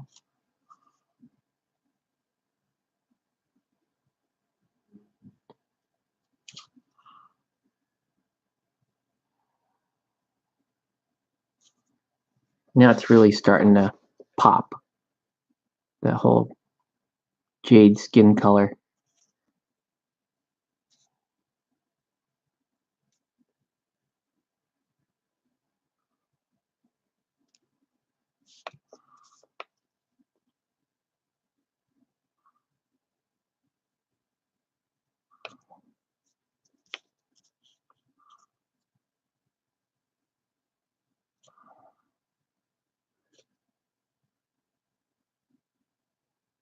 Let's see, like even doing the back like that.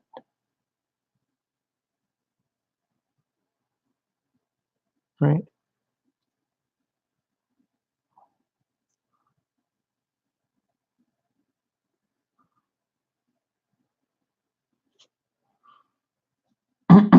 You take a quick shower? Okay, cool.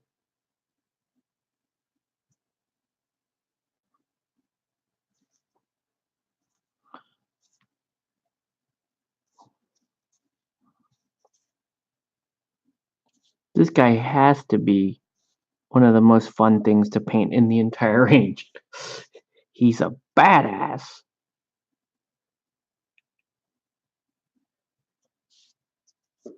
That is looking fairly dope, if I might say. That looks fairly dope. Let's give the hair a little bit of a white highlight.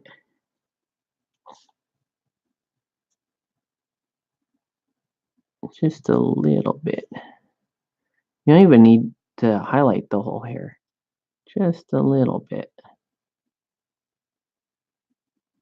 Right? Just enough to frame the face.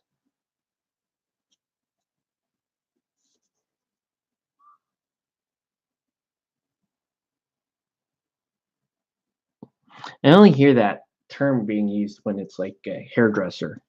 No, we're gonna use this to frame your face. Really, doesn't really do that trick there. But here we'll do this.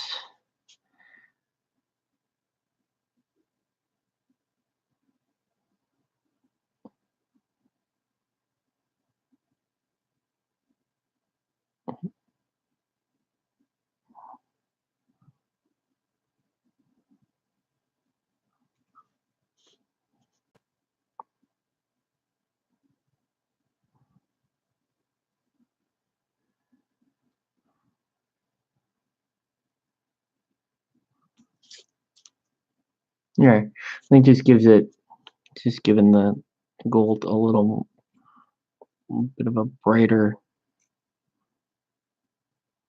edge highlight to it.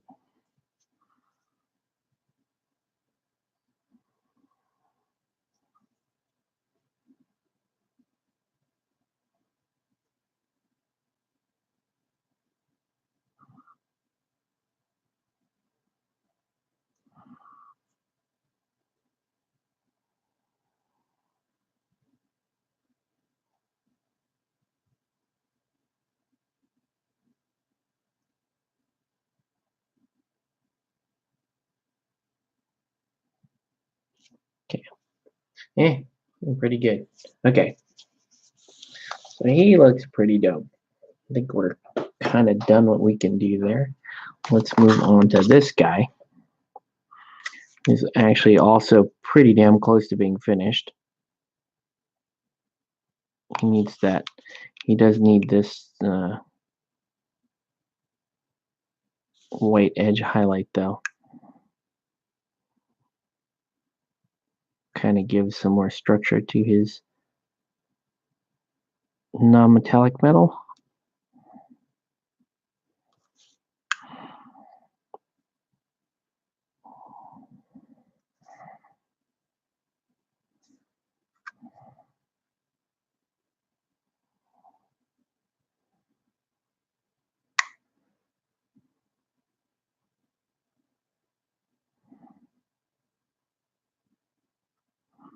You can see, like, he already looks fairly convincing.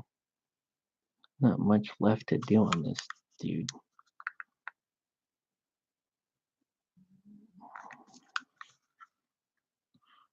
All right. But we will do this. We'll give the horns a little bit of a treatment there.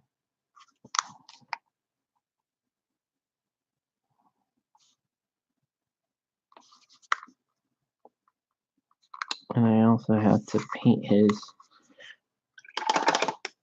I'll paint his beard. So let's get like a decent brown color to paint his beard.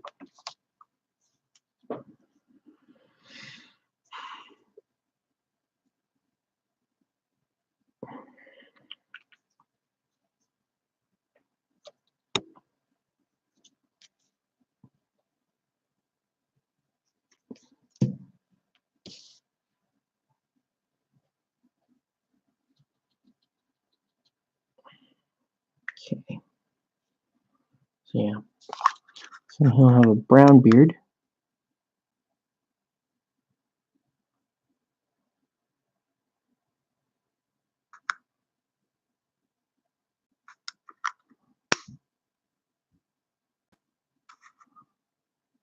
That is a pretty damn good beard. Like that. Pretty damn good beard. Maybe a little bit here. And just kind of shade the bottom of the horn things on his helmet. Okay.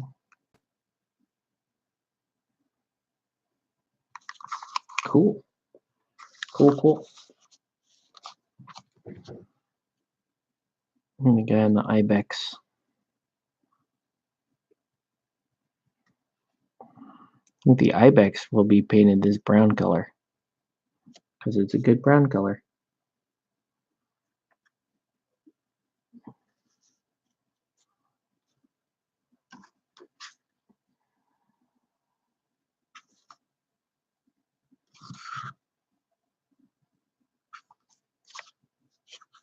Yeah.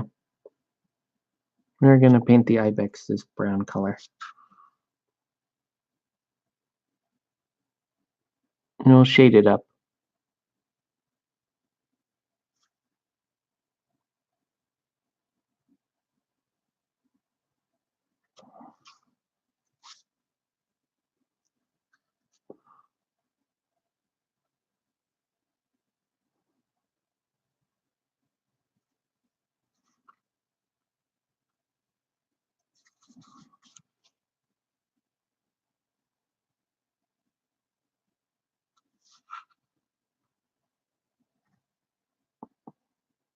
And bottom of the horns will also be, they'll start this color and we'll fade them up to a much lighter color. But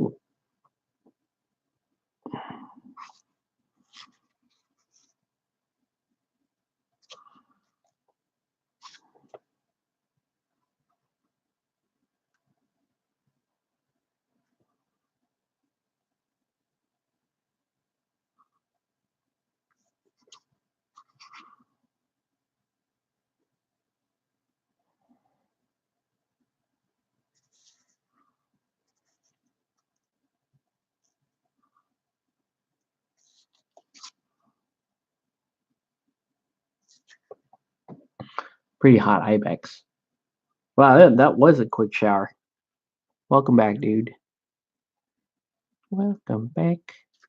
Welcome back, buddy. We are still painting this ibex.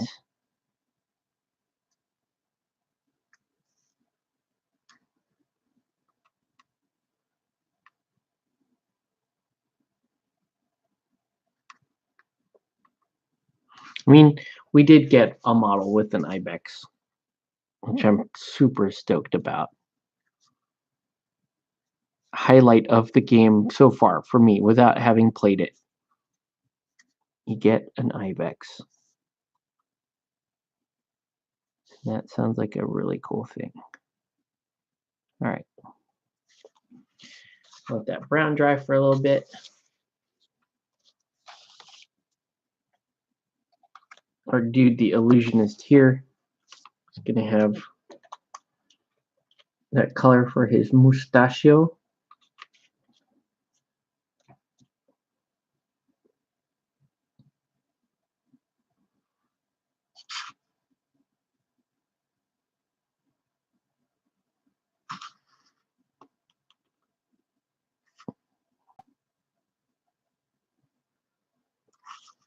think these gnomes are freaking hilarious, man.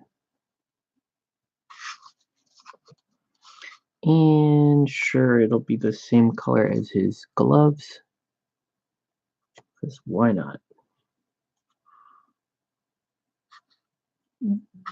His glove and his boots.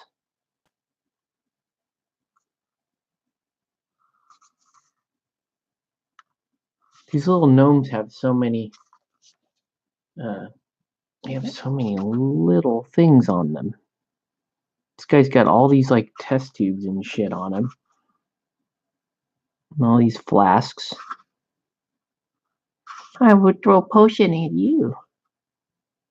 I don't know why he's Asian all of a sudden, but I think that accent just always comes out no matter what I'm doing a voice for. It will inevitably be some sort of very judgmental Asian. Not interested in your excuses. I don't know why this gnome is Asian. It's just that he's everything I do transitions into an Asian accent at some point. Here we go. Oh, I forgot to. No, wait. Did I dot the I's on this wolf? I did. On the fox, I did. I did. Like this dude, he basically done, man. That guy is done. This one is not. Neither is this one. All right.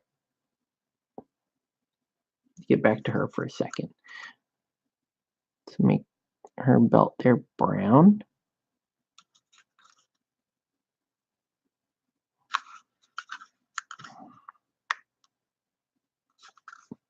We're going to make her a redhead. And because she's a geomancer, she'll have green. She'll have green pants. She'll have jade green pants like the rock guy. I just want them to. I want to unify their palettes a little bit, so that you can tell they fight for the same side.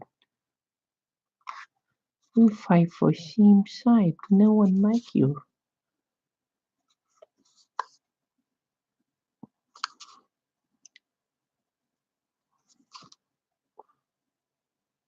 Her face looks kind of Asian, so I had half a mind to make her Asian look, like actually Asian looking, and then she's like judged because she's a geologist. You're not a real doctor, you're just a geologist. Shit, fuck it, we're doing it. I mean, all I have to do is paint her hair black. And then she's an Asian lady. You went to school for 9 years to study rock. You call yourself doctor, but you're not. Damn. That geomancer has had a rough life.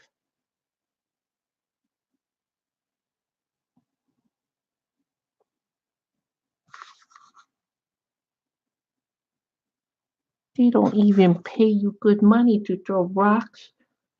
Rock doctor.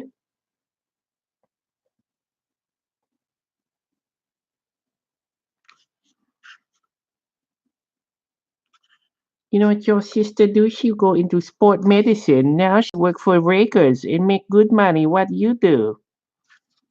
Your husband is fat.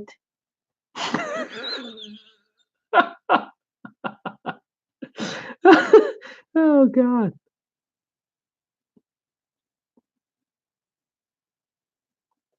Damn.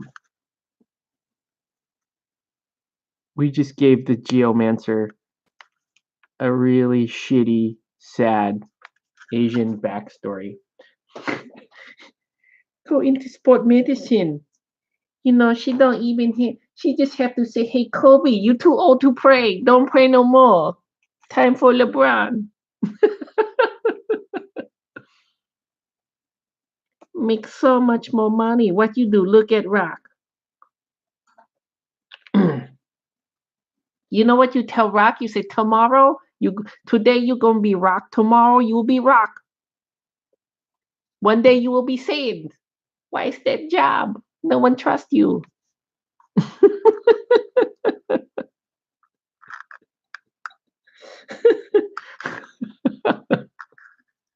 Oh God. This poor girl. She just wanted to be one with nature, exploring the healing crystals. You know, it was kind of cool once because Shinto is a thing, but this family doesn't. They've never practiced Shinto.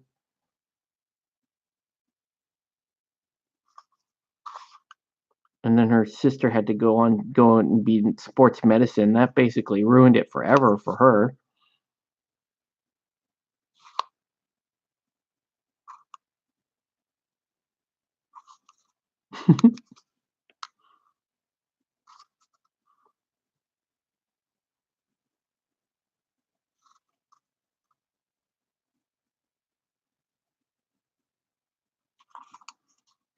Judgment, judgmental.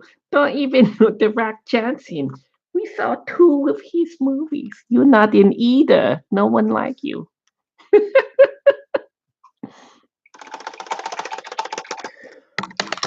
Oh God, I'm like fucking like.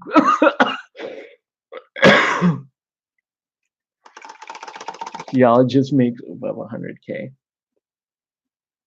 That is if you can find the good geologist work. I actually have my cousin's her husband is a geologist, and he makes okay money. He makes all right money. Like he makes a decent salary, but I think the main drawback to that is he lives up in the Bay Area, so like a decent salary up there is still like barely getting by because fuck you, Bay Area. That's why.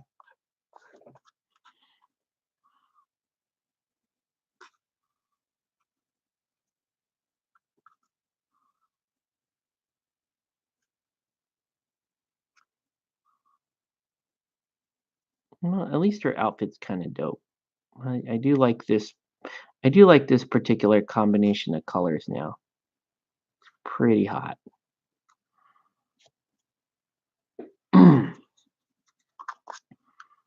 Yeah. I mean, there was a point in my career where um, I was looking at, I got some job offers up there in San Fran, and they started at like 65K a year, which is like, okay, I mean, this was, shoot, this was almost 20 years ago, 65K a year. And I'm like, yeah, it's pretty good. But then, but my cousin who lives up there reminded me, no, you're gonna want to you're gonna want to start in at around 90K a year if you ever want to have a house, you ever want to do any of that kind of stuff. So I was like, okay, so those aren't good. Those are not good job offers for me up there.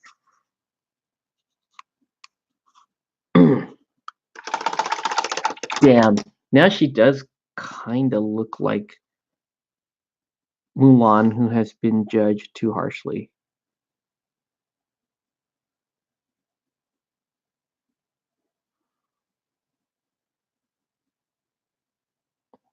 No one trusts you. That OC, yeah. I mean, OC. There was a study that came out last year that said in the OC, if your household makes less than 80,000 a year, you are below the poverty line. Like you don't have like you need to be making your household needs to be making 80,000 a year. I was like, shit. And I that's when I like started to feel for I felt for the millennials for a little bit because I was like, yeah, damn, man. That is rough.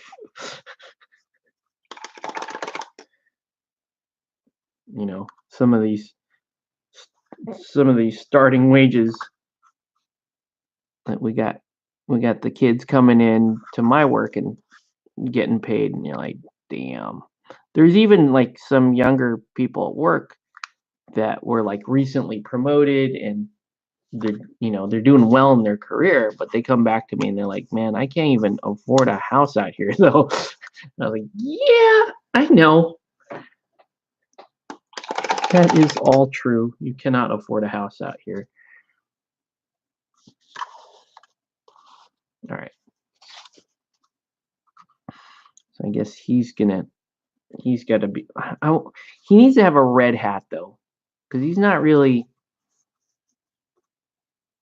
you know what I mean? He ain't really a gnome. He's not, he's definitely not the Travelocity gnome until we give him the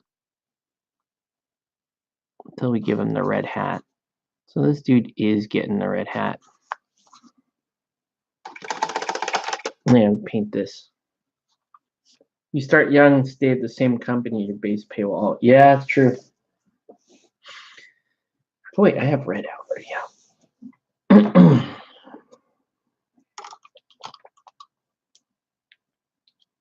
Yeah, I don't think I'm gonna finish these tonight, but I'm gonna get awful close to finishing them. Love to finish them though.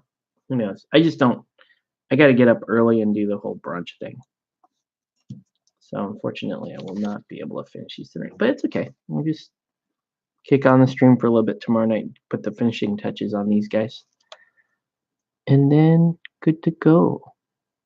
Then we can play some Relic Braid.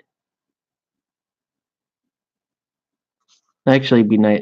It'd be better, like a relaxing way to kind of end the weekend here. We can talk Game of Thrones, whatever we want to do. Where they almost brainwash you, try and stay loyal, but you make. Yeah, in my career, I was doing kind of 3 years and out on all my companies until I started working at Bear. I started working at Bear. It's not so much that they offered me more money either. It was like when I started working at Bear, I was like, okay, I'll see where this goes. If I don't like the money I'm making, I just pick up and move back to, go to another field, go into, I left a gig doing pharmaceutical research for B. Braun. So it was like I could go back to that field if I really didn't like this one. But I just really liked the company. They're just run so much better than all these other companies. Bear has been a top rated workplace in OC for like the past we're going on 11 years now. And that says a lot, man. There's a lot of company loyalty in our particular company, and I consider myself to be fairly fortunate to be there. And so yeah, even though normally I would say, yeah, go ahead and go to another job. When you find a job that you really love your work environment, then the pay falls a little secondary to that. At least it did for me. And I was like, okay, yeah, maybe I could leave and make a little bit more, but I still really like working for this company. So that's kind of where I landed.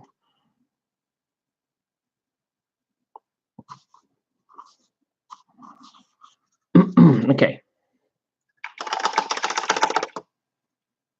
Could do an ice fox, but I do like I like the idea of more classic looking fox here. Sure. I need to find my color.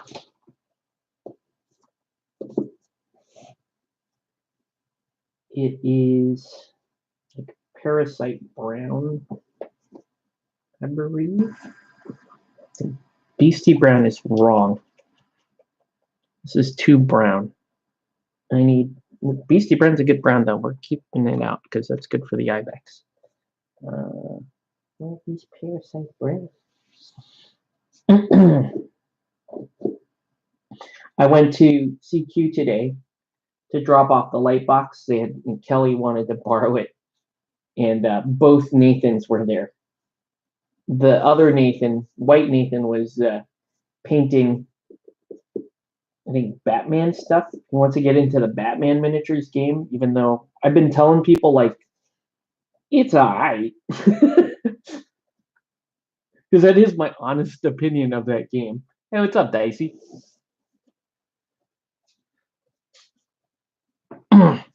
Yeah, like, that game is alright, but now that the board game is out, try the board game. You know what I mean? Maybe we just get the kind of enjoyment out of the board game.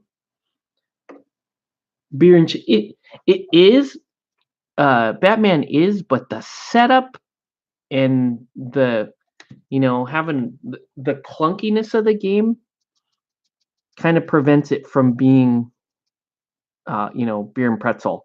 If it had more mechanics more like this game, then yeah. And so if we're gonna play, I don't know.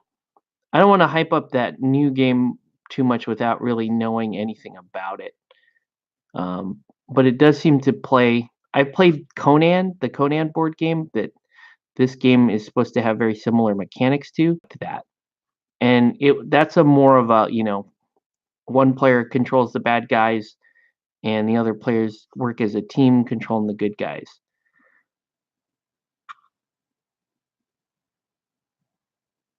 And that can be a very fun game.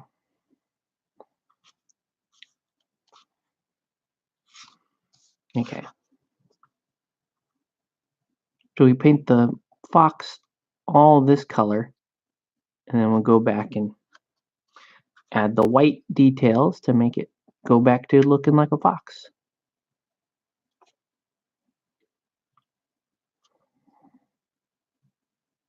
Yeah, my hope for the Batman board game is that you know that it becomes a like a thing. Like some nights, like on a Thursday, we may say, well, you know what, we'll play a couple of games of Guild Ball until 6 o'clock hits, and then let's just break out this game and play this game. Realistically, my history with board games has been like, yeah, we paint the whole thing up and then we play it once or twice and then it goes away. And I don't see this game being any different. Sadly, I do not. But I still think that even if we did that, that it's a better replacement for the Night Models game, because then when we're in the mood to play a Batman game, we have this game, and people don't all have to bring like 9 buildings apiece and all their crews and try to remember what all their shit does. Now it's a board game. Like, oh, sit down, pick your character. Oh, hey, what's up? Deja vu. You had a deja vu glitch in the Matrix. Um, but the idea there would be like, now it's just self-contained essentially. Yeah, you paint it all up, play 2 games. That's what I did. I did that with Big Trouble in Little China. Was the last game I did that with, and I like that game. Game's super fun, and we'll play it. I'm sure I'll break it out and play it again at some point because it's a super fun game. But I don't really have like the it's I don't really we don't really have like the board game crew to do that, and I would feel super bad for us if I said, hey, we're gonna meet up and play Guild Ball, but I'm like, no, let's play this board game.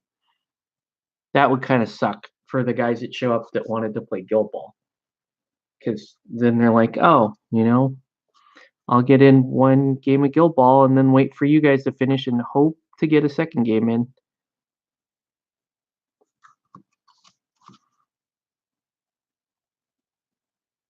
Now, if I could teach my son that Batman game, that might be kind of dope. He's probably as good as he is about learning games. That's probably a little out of his league right now.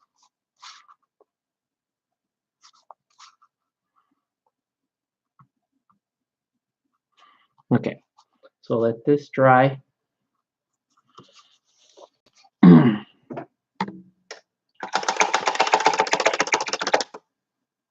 Oh, let's give this guy the ginger beard.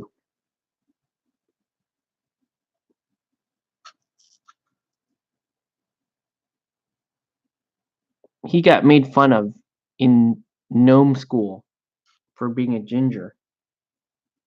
And then one day, he got an ibex. And none of the other gnomes picked on him ever again.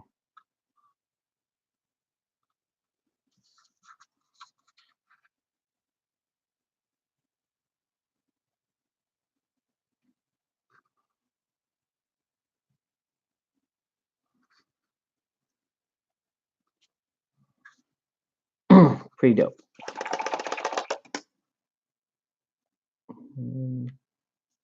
This is leather. Gingers are cool. Gingers are people too. I was gonna use that defense. I have ginger friends.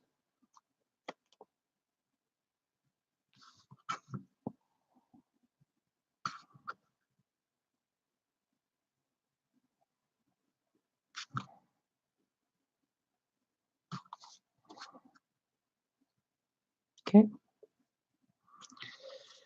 So far, it's good.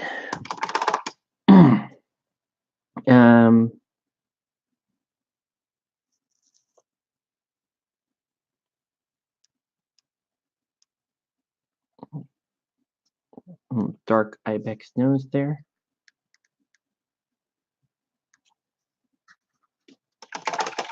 Okay. Oh, I forgot. I'm gonna paint the hooves. The hooves.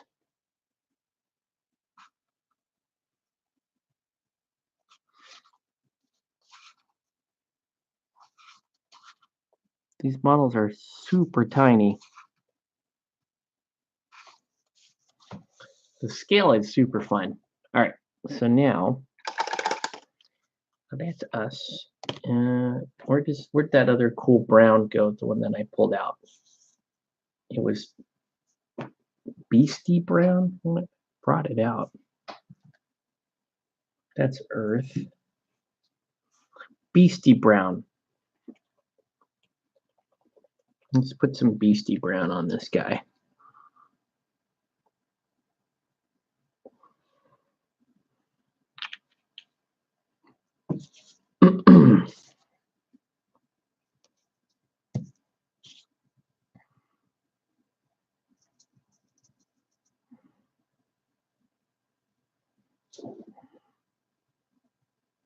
So kind of blend that into this. Travel further up the ibex horns.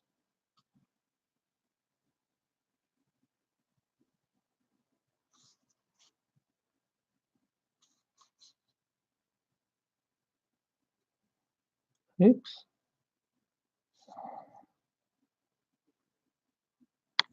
Whoa. Go travel that further up.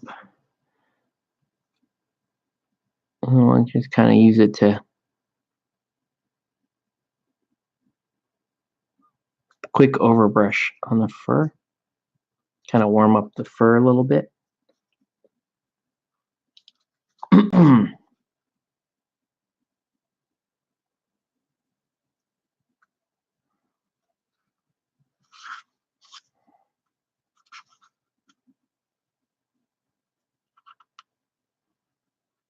There we go. Okay. Warm up the fur a little bit. Now let's go up higher. This color. Forget what color this is. This is I think this is the bone color. Okay. So you can take this one all the way up to the top.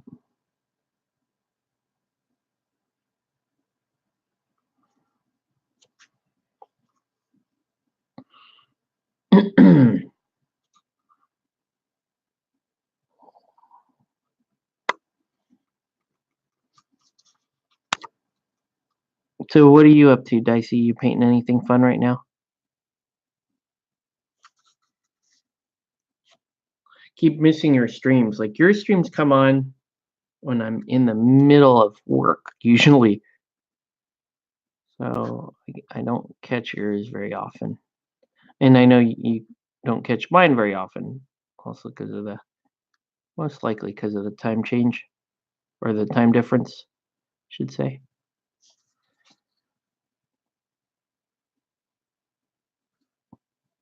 Okay, cool.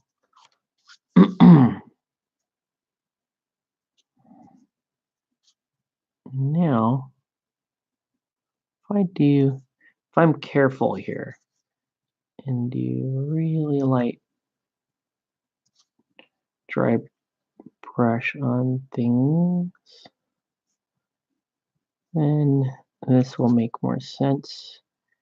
The ibex in general will make more sense. There we go. Good texture on this model. All right, and you can just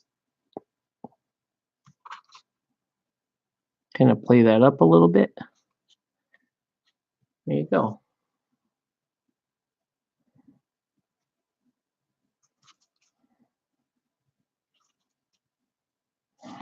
This ibex looks like it's gonna say something. That's what I love about it. What is it going to say?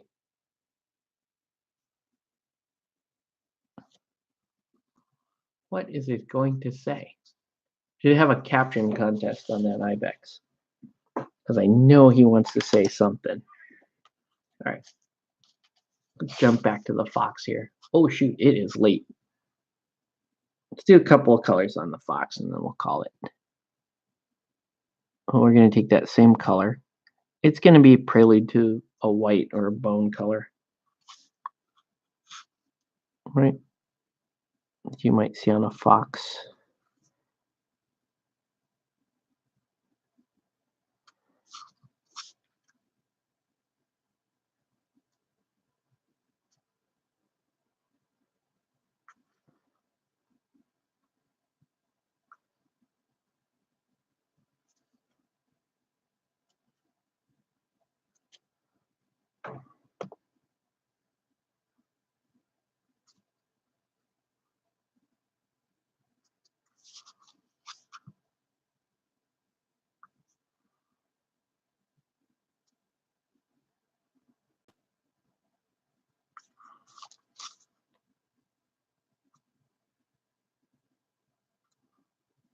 I'm just going to paint this pretty good.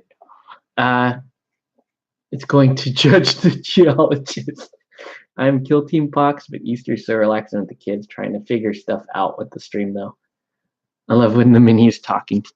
That's when I think you do the good job. That's like a sign of you being happy about the job that you did. If you feel like that mini is talking to you, right? These minis have a crazy amount of character to them. So if you can get the expressions, like this guy has a pretty cool expression on his face. I don't know if the camera picks that up very well or not, but he's got a really kind of cool expression. And if you could pick up on the expressions that the guys have, like look at this guy's expression. He is definitely saying something.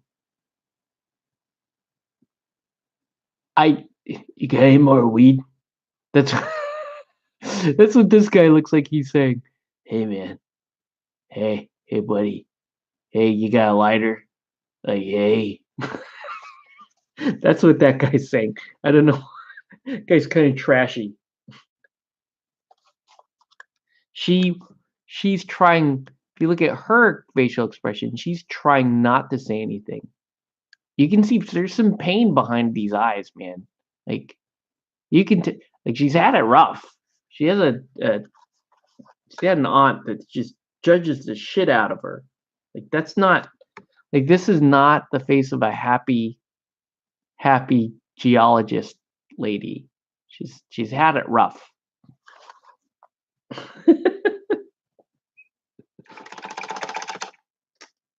like I do feel for her. It's been rough. But the Ibex is saying it's gonna say something smart. You know, it could very well be that the Ibex is judging her. Right? Like this could be that could be like a diorama there. Like, hey.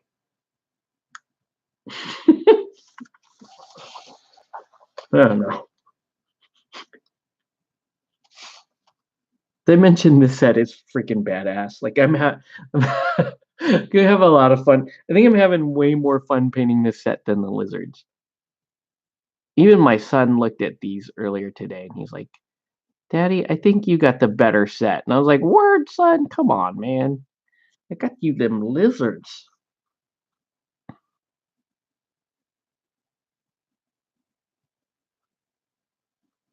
He thought he was gonna get falconers today. Feel bad. But I'm keeping him to what I told him, which is he's not getting falconers, or he's not getting any more guild ball until he finishes painting his blacksmiths. And he only has to paint one mini. He only has one left. He painted the rest of his set. So I don't think I'm being too cruel to him. This fox is definitely saying something.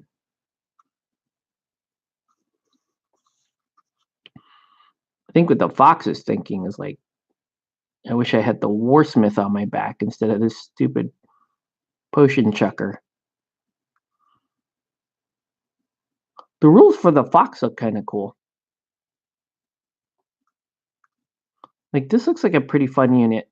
I can see why more people are more interested in fielding the Ibex. But this is a pretty cool unit as well.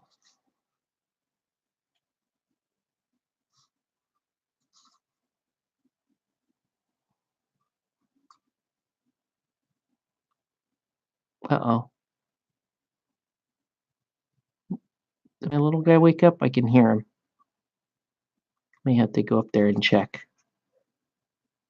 Let's get some of this. Let's just get this white highlight on and then... Whoops. I'm not supposed to do that.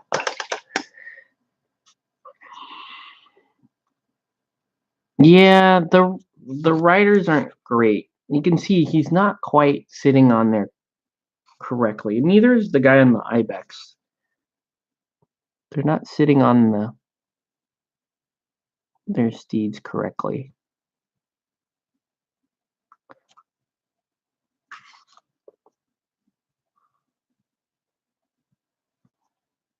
I will admit to being pretty happy though that we've got a couple of gnome guys riding stuff like foxes and ibexes. Pretty awesome. Okay. So yeah, you're gonna have a good night. Yeah, me too, man. I'm gonna call it because I think that's my son up there. He might be awake and he should not be awake. So, but yeah, we're like 90% done. If I had another half hour, we'd probably finish these. But who knows? Maybe I just get up early and finish, like knock them out and just kind of take it from there. Okay, so that's gonna do it for this video. I want to thank everyone for watching. Have a good night, everybody, and we'll see you on the next one.